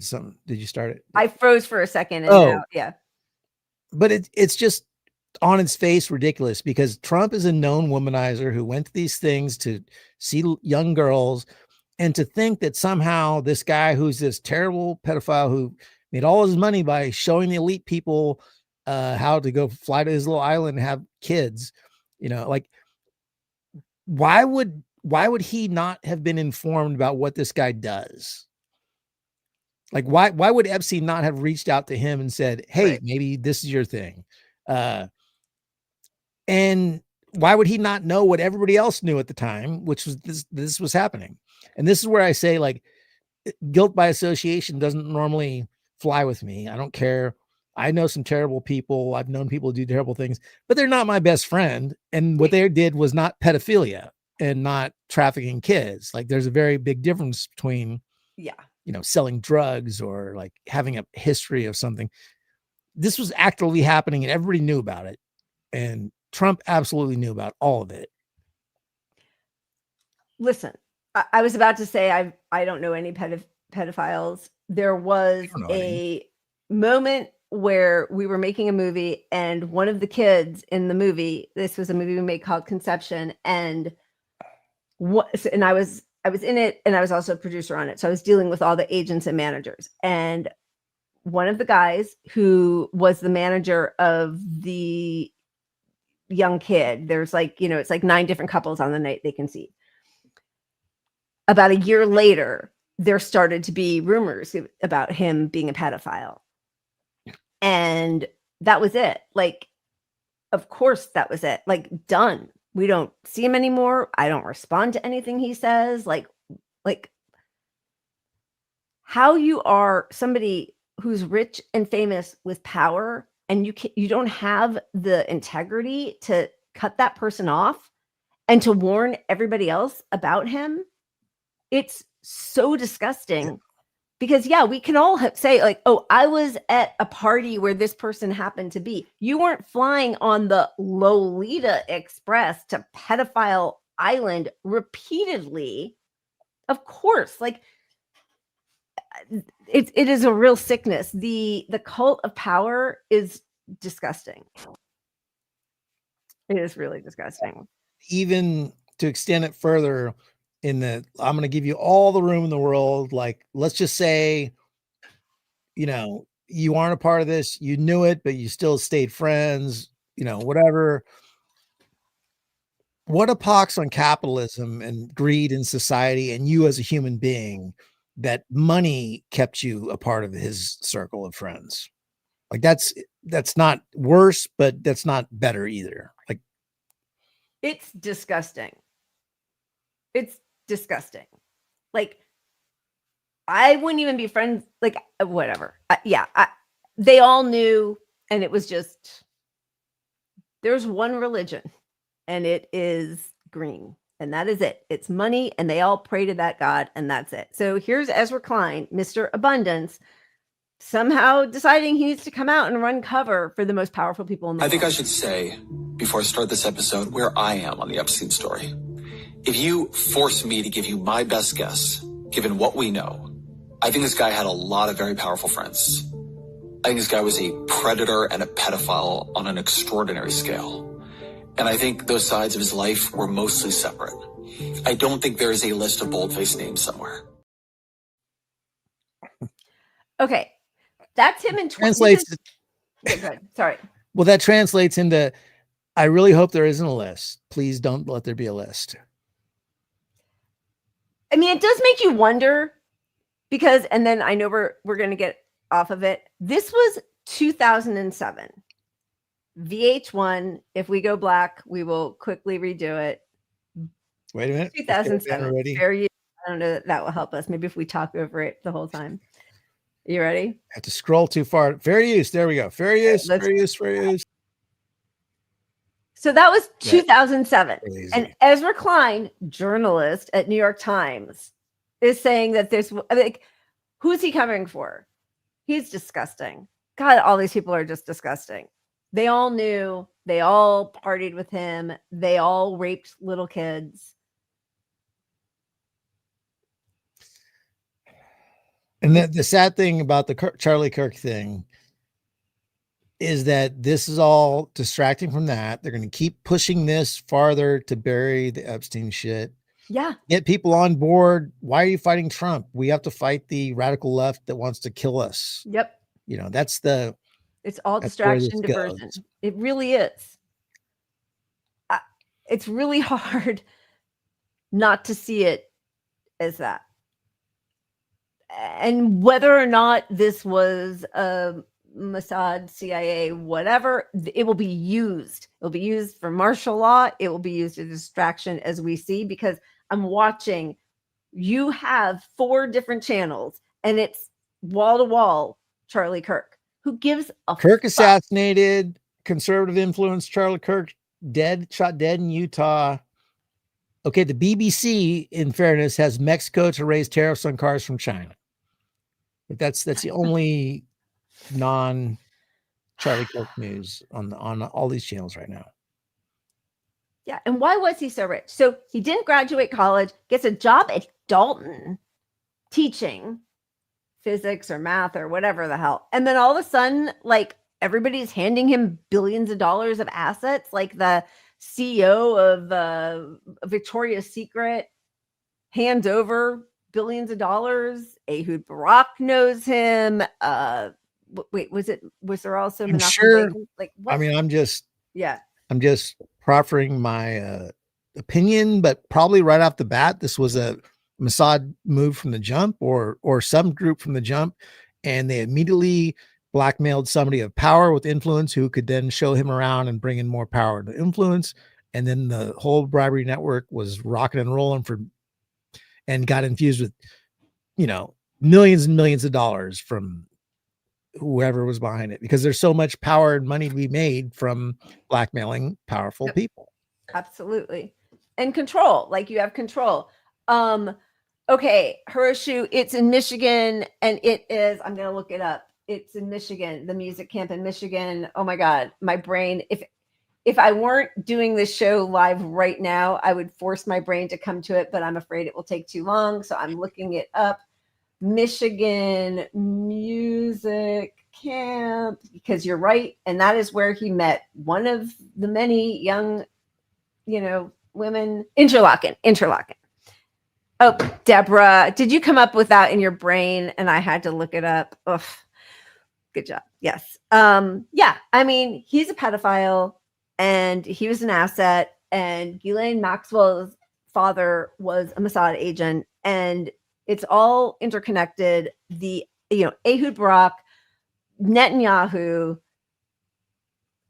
Jesus Christ! It's crazy to me that it's called interlocking because it's all interlocked. It's like, what is happening here? It's kind of crazy. All right, like, should we spin, or do you have anything more to say about? Do we have any more Epstein stuff? No. I have to put my readers on. He's a piece of shit. He's a fucking pedophile. Although technically, there's some other term for people like preteens. It's not actually pedophile. It's supposed to be a little. Oh, really? Like, no, pedophile is supposed to be like, 0 to 8 or something. But prepubescent teens is a different category. We just don't. The point is, when someone defends that, they're usually a pedophile, or they're usually a I mean, honestly, just rape, like rape. Of children, a child rapist. Yeah, it's fucking awful. Just don't. Yeah. Obviously, all of it's all. I did not realize this. I literally learned this week. Did you know that most states in the U.S. the age of consent is 16? Federally, it's 18. I didn't know that. Almost half the states are 16 and a lot are 17. Now, federally, it's a crime to reach across the state and, have talks to somebody, especially who like if they're 17 and you're in California, right, you go to jail. Right. I really thought it was 18 across the whole US. That was wild. Yeah, no, I did know that there were some states where it's even younger. I feel like there's somewhere. Is there a state where it might be even 14? Because there's some 14-year-old children who are married. 16. Because I looked this up because it blew my mind. So I was like, is this even true? I thought it was bullshit. But like, I think like almost 20 states are 16 in the US. Okay, I have a question. Like, what's the difference between 16 and 18? Like, all of it feels to me like, yes, some pedophile made those distinctions. Like, if two 16-year-olds or 16 and a 17 or whatever, but like, if the gap of a couple years is a different thing to me entirely. All of it, like, even I guess on some level, it's like even the fact that that has to be said. And yes, we need laws, of course, even if people are going to break them. I believe we need laws and regulations, but like, I'm not making a case for, like, I think it's disgusting when people date out of their age range of a certain amount anyway. Like, even if, if she's 30 and he's 70 or vice versa, like it just feels not really good to me. But like, where is the age? Like, I really don't like it that we can send people off to die in a war, which I think we shouldn't do to people of any age. But anyway, at 18, but they can't drink or rent a car. Like there's like, I don't know. Some things feel so arbitrary, like all laws, but that's disgusting. It's all disgusting. But to me, I get it. And I don't know what the line is. And there should be maybe some deeper discretion between like, hey, to be with the 18-year-old, even you should be 25. I mean, you can't be over 20. I don't know. Who knows? But to me, the distinction is you're not even out of high school yet. Like you're not you haven't ventured to do anything on your own yet. And here's an adult who has power to hold over you that they have money and rent and housing and a car and, like, so if you're not even out of school yet, like at 18, you don't know shit. Let's be honest. Right. So you should not be able to be sent to war. No, I agree. Right? No, I mean, I know you agree, but like, I agree. And I feel like a lot of those, like gun ownership, I mean, I would let way younger people drink before I would send them off to die.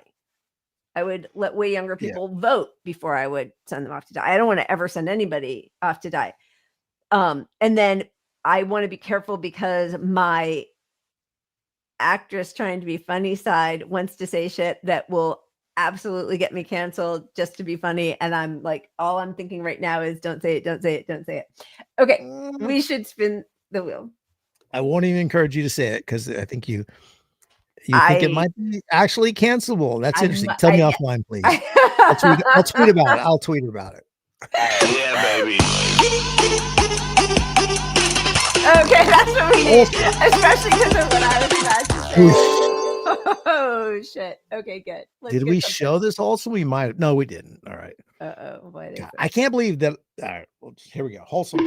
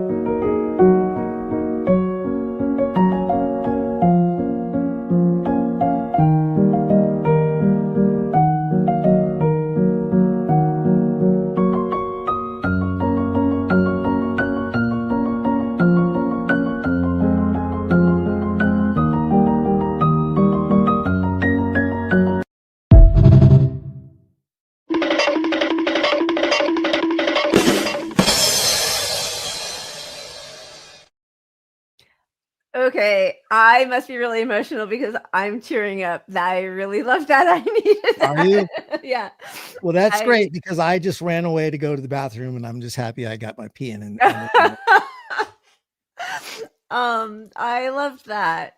I Was it really love sweet? that. Okay. God, we just need more stuff like that. God damn it. I know. I mean, ridiculous. That's crazy. But yes, we really do. We need it. Like, what the hell? Okay. So what Hey, are we moving on comment to? of the night. This is the comment of the night right there. Yeah, I know. I just like, I know, I think that's a thing about people.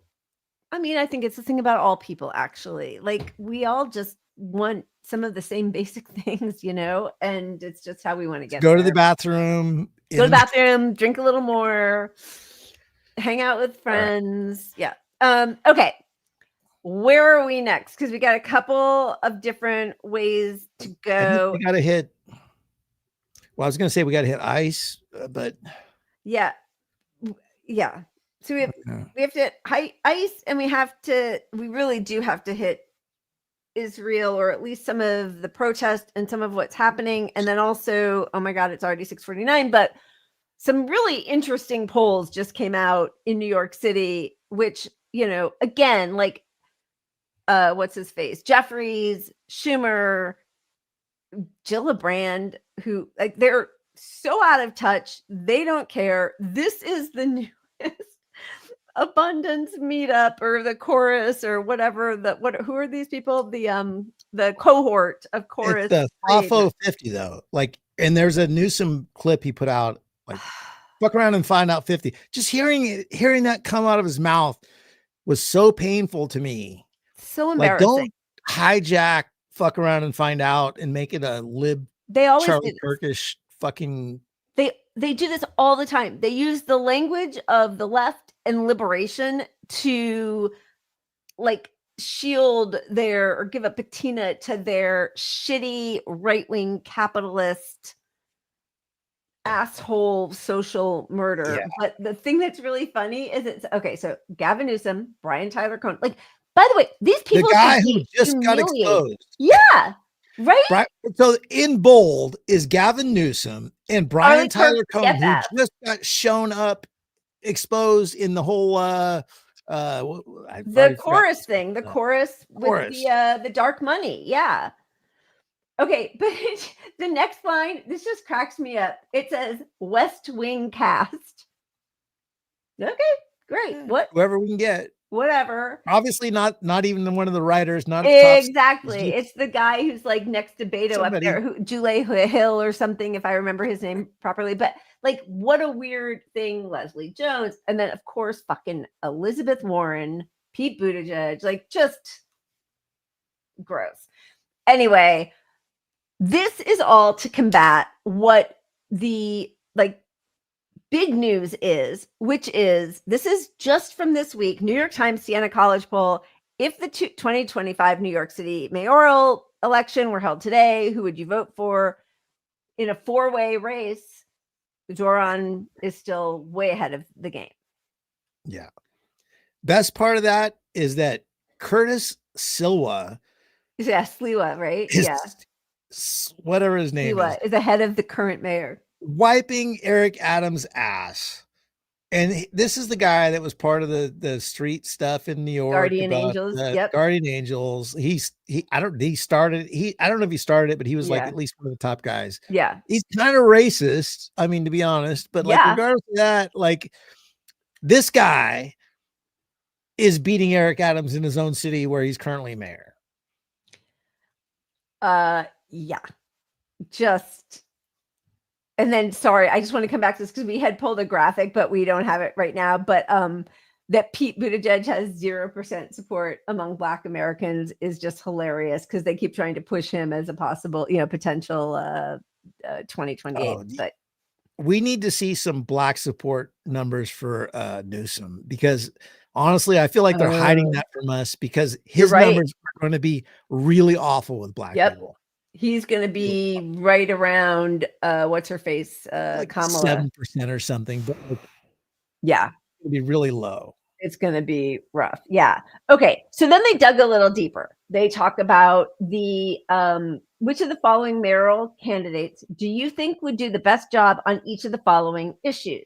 Mamdani with so affordability. Mamdani top, more than double Cuomo. Then Sliwa, Adams, don't know. Crime, Mamdani, the defund the police guy. This motherfucker is going to walk back from every single one of the policies that he used to prescribe, and I am going to lose my mind, but here we go. Anyway, crime, 1%, but okay, he's 1% above Cuomo, and then double Adams and Sliwa. Dealing with the Trump administration. For some reason, Cuomo is still pretty high, but again, Mamdani is the highest. Housing, double digit, like doubly Cuomo. He's at the top. Taxes and spending, Mamdani. Israeli-Palestinian conflict, almost 3 times Cuomo. And people keep saying it's a side issue. It is not a side issue. I know we all know this, but like, I just think we need to say it over and over. It's not a side issue. What they are seeing they can get away with Palestinians. Yeah. They are either going to do to us right away or figure out a way to do to us as soon as possible. They are doing it now where they can. This is the guiding philosophy. To me, the issue alone is what matters, right? Mostly, right? I mean, it's mostly, hey, 100%, yes. right? So, but stepping back from that, your credibility and your ownership by the elites and the party, and despite what the public thinks, says a lot about you. So your authenticity is in the shitter if you're backing Israel or you're backing the Democratic Party narrative on this stuff. Yep. And that's the lesson across the country everybody needs to get, is that like, hey, no, like Gillibrand's out there and we didn't. 9 out of 10 people support it. Yeah. Support Israel. No. I didn't upload it, but like she's out there saying 90% of Democrats are supporting Israel. She's got it exactly inverted. Right. And so like when you're out here not supporting Palestine in this issue, everyone automatically thinks by default, oh, this guy is fucking owned by capitalists and the bullshit party. Yeah. And genocide. Because like, if you, again, it's like all these people are like, oh, we can't have political violence. And as you said, I mean, that was a horrific video. I don't want to watch somebody die or get shot in a carotid artery or whatever. Like, that's horrifying. I don't want that for anybody. I really don't. But we've seen this now. Like, a child is killed every hour of the day for 2 years in Gaza. We are seeing dismembered children. We are seeing fetuses blown to bits. We are seeing, snipers take out the brother of, we didn't even get to this article, but like, an American citizen who's an IDF sniper who killed after sniping one Palestinian who was just seeking aid because we are starving them to death. when his brother then comes to retrieve the body, he just shoots him also, because why the hell not? Like, that is the respect we are inculcating for human life in our country and around the world. So if you're not standing against that, we know where you stand for all of us. At this point, we're probably in the 200,000 to 300,000 range of people killed in Palestine. So that's 200,000 to 300,000 people more innocent than the guy who got murdered last night or today. You know? Yep. So yep. I don't know. And then, you know, just if you talk about visual, graphic, painful deaths that I've seen, I mean, it's probably in the 200 range just on Twitter of Palestinians I've seen, you know, just the visual up close death of them. So yeah, I don't fucking care. I think, yeah, I mean, and I know I think you're doing an undercount, because every day we're seeing. No, I mean, just like yeah. Here's a person, the Yeah. whole video screen is on this person. Yeah. No, I know. Yes. Limb and I mean, know, it's it's just like the one, you know, if you're like, well, you should have more empathy for this because you saw it and witnessed it. And I'm like, I've witnessed at least 100 of these, like that close, you know. I've witnessed things I had never even imagined in my head were possible, honestly. Like, so for anybody to excuse that or to focus more on somebody who excused that,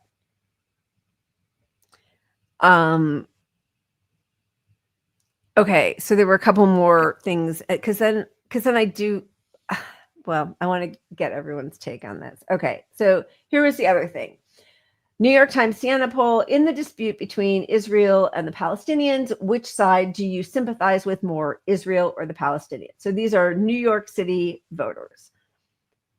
44% Palestinians, 26% Israel. Then they break it down by gender. Men, 41% Palestinians, women, 46% Palestinians in the 20s for Israelis. Age, overwhelmingly 18 to 29 cohort. I can't even say cohort anymore without thinking of Chorus and Brian Tyler Cohen. 67%. That's like 5 times the sympathy for Israel. 30 to 44, also overwhelmingly, the sympathies are with Palestinians. 45 to 64 is where it starts to kind of even out. And then as you get older, over 65, but still not crazy, is 28% say they have more sympathy for Palestinians and 38% for Israelis. And these are people who have been heavily propagandized their whole lives. And then the breakdown is the same, but the voting preference, Mamdani, like, it does not hurt him to be pro-Palestinian at all. It helps him. Of course. And the biggest discussion, since we're, you know, this is all related to Charlie Kirk a little bit tonight. Yeah. 18 to 29-year-olds are, what was it, 69%? Or I don't know. That number seems to fit because, you know, nice. I don't know. Wait, but 67%. 67% support Palestine, 18 to 29. So when the discussion is why is the left losing young men? Well, you're not giving them an option on this issue. Like, that's the biggest issue. 67% support on any issue is just a massive landslide that you can manipulate. And if you want to get young men back, well, give them like a separation. Well, this side, you know, we're not really for all the genocide you see every fucking day. But they can't do that, you know. So you're losing young men to Republicans because of the Charlie Kirks of the world. But it's not just that they exist, it's that you guys don't have any backbone. Yeah. You don't have any backbone, because I think initially, like, yes, they were losing young people and, you know, every different minority group to Republicans with Donald Trump, right? This past election. But he lost all of those people. Like, a lot of the people that didn't vote for Kamala or Biden or whatever the fuck, They didn't necessarily go to Trump, and Trump has lost a lot of those people, but they're not going to Democrats who stand for fuck all. Like they're taking, death penalties out, the, universal health care out, even in Massachusetts, which like, what are they standing for? Are going massively socialist. But now you're looking at two parties trying to stop that trend. That's thanks to Ezra Klein and the abundance movement, the most vile people in the world. The Democrats would rather push us to Charlie Kirk, as seen through Gavin Newsom himself, than support the left, as seen through their not supporting Mandami. 100%. But here is what makes me nervous. What is Zoran doing when he keeps being asked about this question about globalized intifada? Which, again, I feel like I try to tweet something about it or say something about it every day, because just like any phrase that might initially feel uncomfortable, the way, honestly, for a lot of libs, Black Lives Matter in 2014, 2015, uncomfortable for them to say, don't all lives matter, whatever. Nope. We're talking about a specific issue right now, Black Lives Matter, in terms of cops in this country. Globalized intifada, there is nothing wrong with saying that. There is nothing wrong with an intifada. Just like any revolution or uprising or struggle, there are going to be times that maybe it's not done the way you want it to be done. Maybe you want a peaceful revolution. Good luck to you, but okay. And maybe it even has a triggering effect because civilians were killed. Horrific. I understand that. But it is an Arabic word for struggle, uprising, shaking off. So you are now saying that your discomfort with a word about a response to an occupation, apartheid state, genocide, Nakba, is more important than the actual genocide happening. And Zoran Mamdani, who continues to be massively popular, should be taking this opportunity to educate people about that and move on or move forward with what that means. Like, it is a global working class movement of liberation instead of doing whatever this shit is. Through the years, said and been involved in things that I've later said was misunderstood, and some things that I regretted. Mrs. Coretta Scott King told me, you got to watch language, got to watch what you say. Now, let's talk about anti-Semitism. New York City is the home of the largest Jewish population outside of Israel. The mayor must build a relationship, whoever the mayor becomes, trust in all communities of the city. The term globalized the intifada has become a flashpoint for Jewish New Yorkers who say they're concerned about how your views on the Israeli-Gaza conflict will influence how you govern the city. You said on Meet the Press in July, that's not language you would use. But you don't want to police the speech of others. But we both know words matter. The Department of Defense means something different than the Department of War. I've experienced this throughout my own civil rights career, and I've had to correct myself to deal with what people receive may not be what I meant. And words have consequences, and sometimes we need to examine our own positions to build unity. Has your personal views on the phrase of global intifada changed since you've been running for mayor? Do you understand those that see it in a more threatening way than saying, I'm just not going to police other people's language? Yes, they have. And you know, when we won the primary election, I said on that stage that I know that millions of New Yorkers care deeply about what happens in Israel and Palestine, and I'm one of those New Yorkers. And I commit to reaching even further to understand disagreement, to wrestle with the complexities of those differing viewpoints, because what this city deserves is a mayor that looks not only to represent the close to 600,000 New Yorkers that voted for me, but rather the 8.5 million people that call this city home. And in the meetings that I have had since that moment, I've met with Jewish elected officials, with rabbis, with community leaders, and there was one rabbi that spoke to me about how that phrase, for her, brought back memories of bus bombings in Haifa, of restaurant attacks in Jerusalem. And I knew that from what she was sharing with me that she had a fear, as she said, that could come home to New York City. And so in having that conversation with her, I knew that the gap between the intent that I have heard some New Yorkers share with the use of that language of calling for the end of the Israeli occupation of Palestinian land was disconnected from the impact it was having in that same conversation I was having with that rabbi. And so I have said, after having that conversation, that this is language I would discourage. Now, you've been running on the platform of affordability. Yeah, I hate it. I hate it. Just want to make sure that the genocider sympathizers aren't, their fifis aren't being too hurt from a memory, which is okay. I get it. Like, that's awful. But what's happening right now? Look, where he dropped the ball on that. I mean, I can forgive a little bit of the language of like, I talk to people. I know it means something different to them, but he should do two things. He should always clarify. I talk to people. I got their empathy. I understand what they're saying. I choose not to use it because some people may take it that way without a deeper understanding of what it means to these other people who, and here are the examples of it being used historically, and it doesn't mean what they think. But I have some empathy with that, so I don't say it. But I'm not going to, back to his original point, I'm not going to police them. But to your bigger point, I have more Jewish support than anyone else in this race, you fucking bitch. Yeah.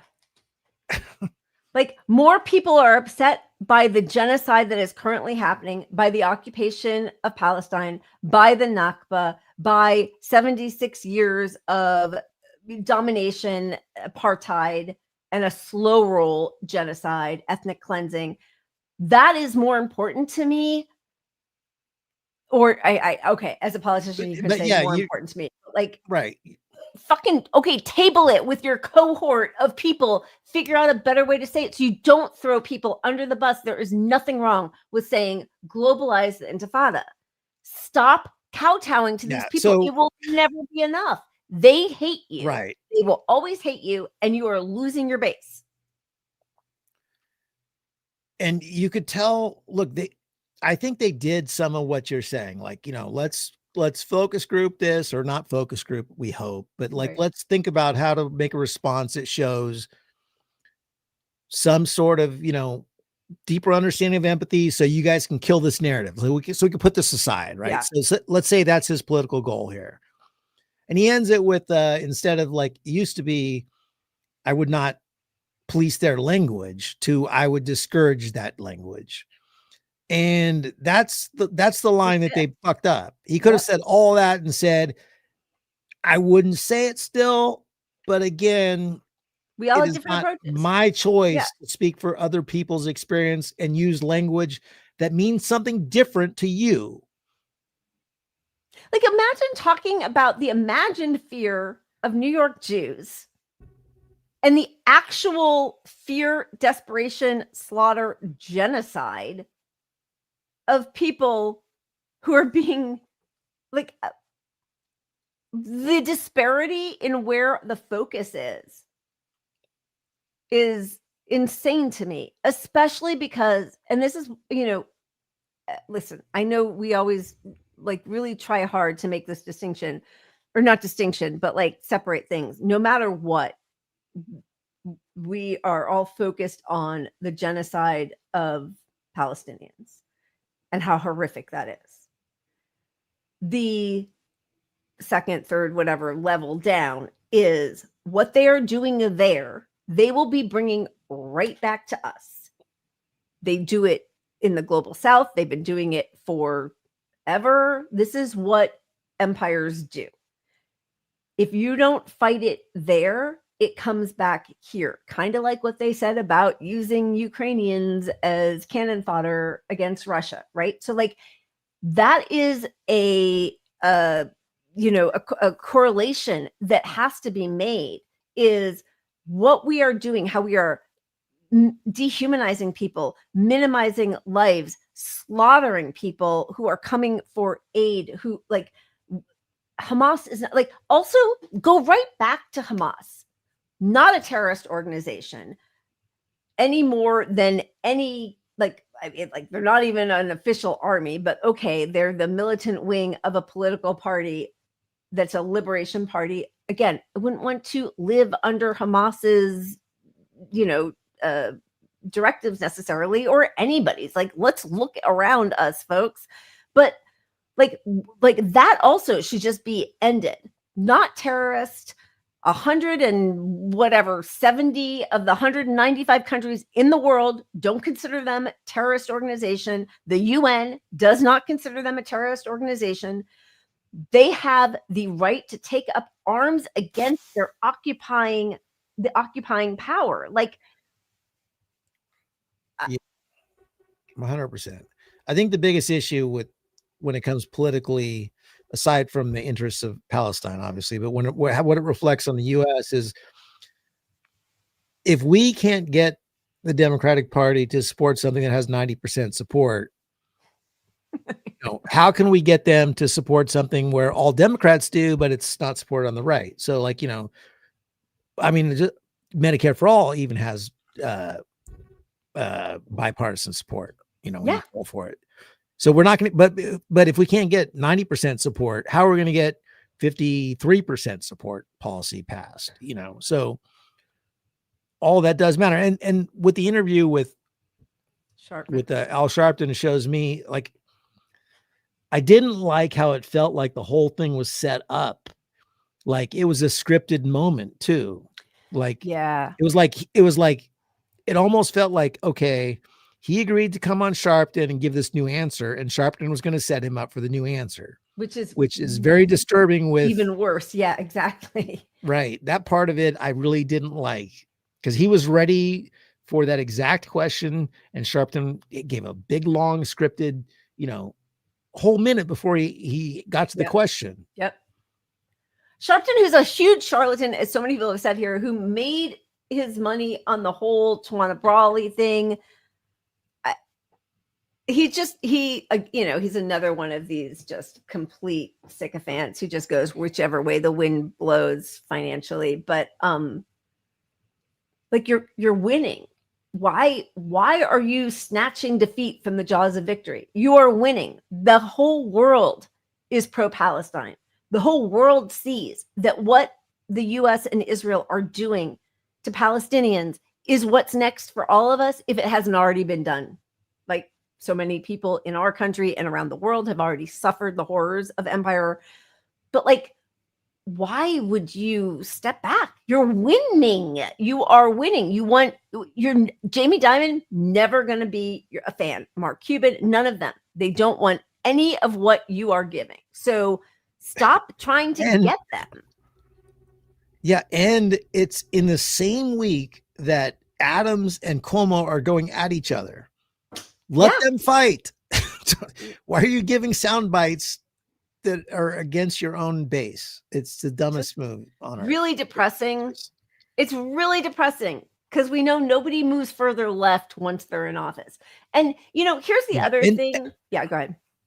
Well, no, but one sound bite that really shows him weakening his position will defeat enthusiasm to get his voters out on a level he may not understand after seeing that interview.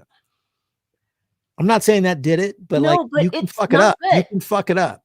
Yeah. You can definitely fuck it up. Go ahead. Keep doing it with Defund the Police. Do it with Globalized Intifada, and you're fucked. Because the other thing is, not only do you need them just to get over the hurdle in November, you need them to get any support, any outside agitation from activists when you are fighting against Kathy Hochul and all Wall Street and all that.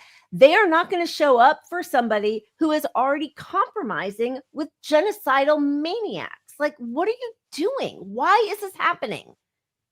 Yeah. God damn it. It's just so upsetting. It really is, because he knows, and he still said, like, the occupation and all that stuff that Kristen Gillibrand would never say, but he's watering it all down. I don't think it's the end of the world, but I do think it's a sign that somehow he's got some actual Democratic strategists in his ear. Get them the fuck out. I don't know if it's the strategist or just that something internally makes him think he needs to kiss ass to this group over here or this group over there, or, but what it felt like to me is that there was a meeting. They talked about it with Mandami. They're like, you got to come out with this new position on this, and we'll have you on Al Sharpton's show, and you'll come out and say it. And then that's what happened. I need to look up Al Sharpton's ratings. Who the fuck cares about Al Sharpton? Honestly, like CNN is in the gutter with ratings anyway. They all suck. Like you already won. You already like galvanized tens of thousands of people in New York. What are you doing? Well, his viewership is exactly the lowest percentage on the age bar that we looked at last time. So that's it. You know, it's so if he softened his position to that and it just stayed in that little bubble on NBC viewers, great. But you run the risk at any time of dropping something that's going to deflate the fuck out of enthusiasm on the left if you kowtow to these people too much. And they're going to want him to. That's the whole point. And he needs to resist it, because the party pressure is always going to be come to the center. Oh, it's going to win you votes, but then they're going to own you, dude. By the way, you need Jamie Dimon. There was just a huge expose. He's the head of JP Morgan. He is a fucking facilitator to child rapist Jeffrey Epstein. Yeah. So like distance yourself. I don't want those people. And this is where Shama Swan, and she's so smart and strong. They are your enemies. You will never be far enough right for them. They hate you. What they're going to do is either diminish any possible thing you could get done for the working class, or they're going to crush you, or both.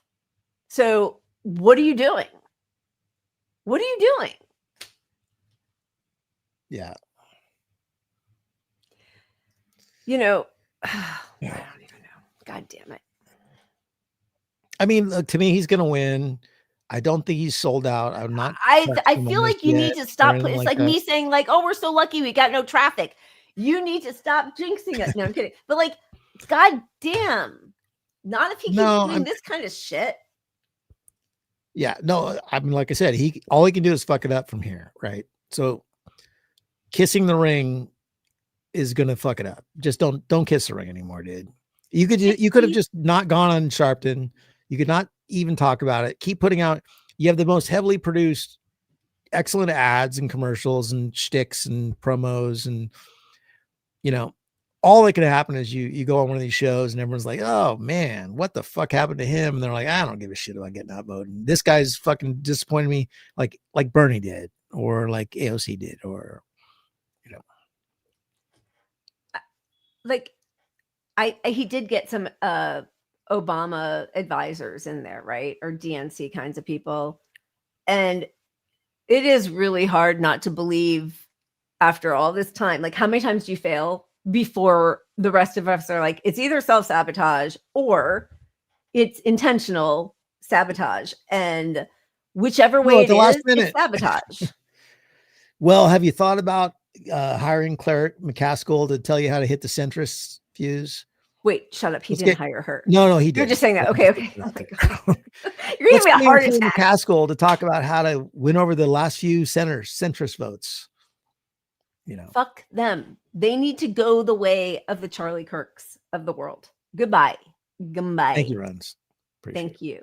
Yeah. You guys are all so sweet, and we really appreciate being able to be in this fight with all of you, because I feel like I'm losing my mind all the damn time. And it is so nice to have a community of people who are like-minded. And even like, we can disagree about things. I know there obviously are things, but like the general tenets of humanity. Yeah. I know we're leaving, but I feel like we should leave you with one law, and it's kind of related to this stuff a little bit. Let's do it. Should I you okay with the executive decision? Yeah, you do it, Pat. You're already wanting to use the T word, the C word. Just use it in a British accent. I'm good with it. Go. Yeah, you cunt. Not you. That's pretty good. No, I am pretty much. This is comedian Renan Hirschberg, but he's kind of like occasionally offensive-ish, but I'm with him on this one. All right. I love watching your TikTok, which is next level. Clearly, that's expressed by my 13-year-old son. No, God, please, no.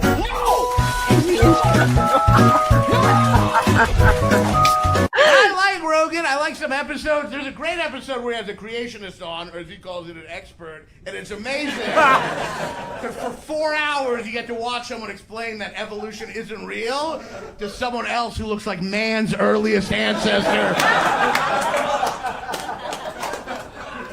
Evolution is just not based in fact.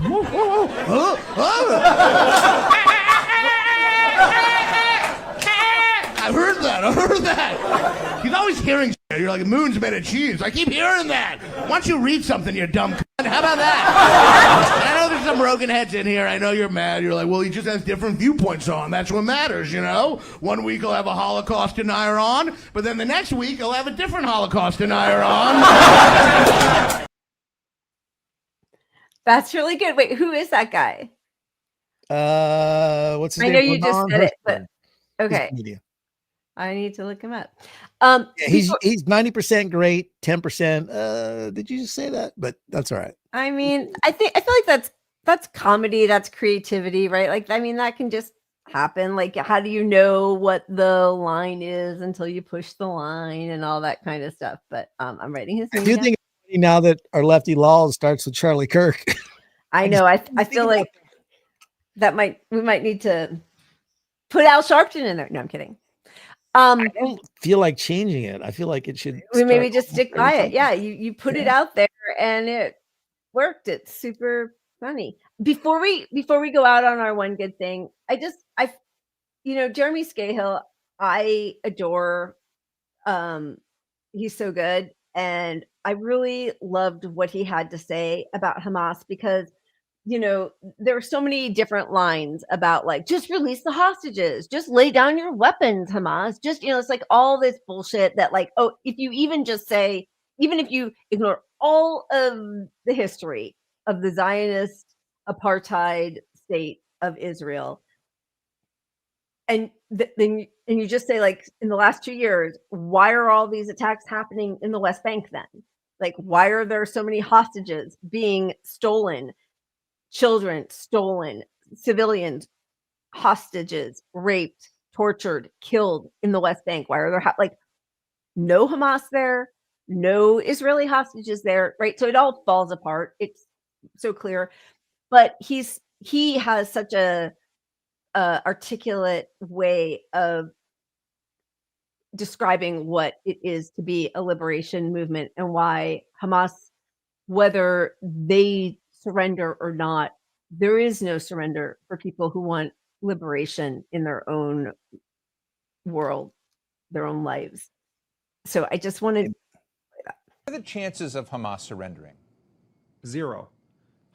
First of all, the ignorance embedded within that statement about the nature of Palestinian political organizations and resistance groups, and the willful dismissal of 76 years of history is quite astonishing, but much of the news media and politicians in Western capitals just eat it up. Look, Hamas is not a foreign antibody that was injected into Palestine. It is an indigenous group made up of people whose entire lives were lived in a concentration camp. Whether there's a Hamas or not is not the question. If there wasn't a Hamas, there would be a different organization organized around the same principles that would believe that the Palestinians, and this is true under international law, have a right to armed resistance. So when Netanyahu says that he wants Hamas disbanded and disarmed, or he says he wants the Gaza Strip demilitarized, you don't need to ask Hamas what you think of that. You can ask a plurality of the Palestinian people. In poll after poll, they say it, that the right to armed resistance is a sacred right. And without it, it would mean a surrender of the Palestinian cause of liberation. So this is a side game to talk about eliminating Hamas. If there's no Hamas, other Palestinians will organize under a different banner, and they will wage the same struggle. I think it's also important, Steve, to remember that Hamas is not al-Qaeda. Hamas is not ISIS. Hamas and other armed Palestinian resistance factions in the modern era have not engaged in a single attack outside of the boundaries of historic Palestine. They view themselves as a national liberation movement first and foremost. Yes, they are an Islamic resistance movement, but Palestine is an Islamic society.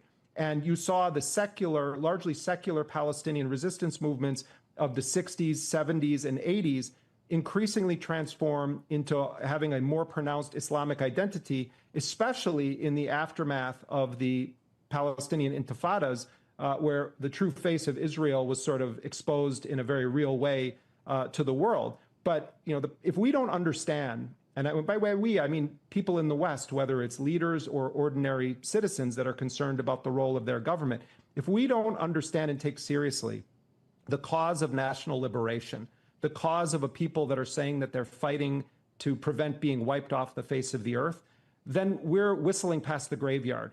Because one thing history has shown very clearly is that the Palestinians will not surrender their most fundamental right. The land means something to them.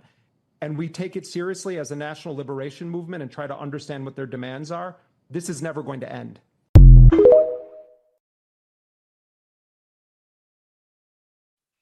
I think that Zoran should hire Jeremy Scahill. Wouldn't that be refreshing? Like to bring on somebody very clear. Yeah, a clear understanding of like, hey,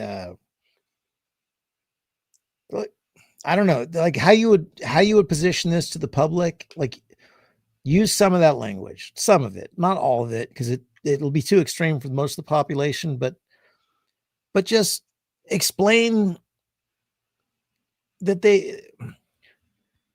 these people have no choice. Yeah, Lila's right. Just save Lila's.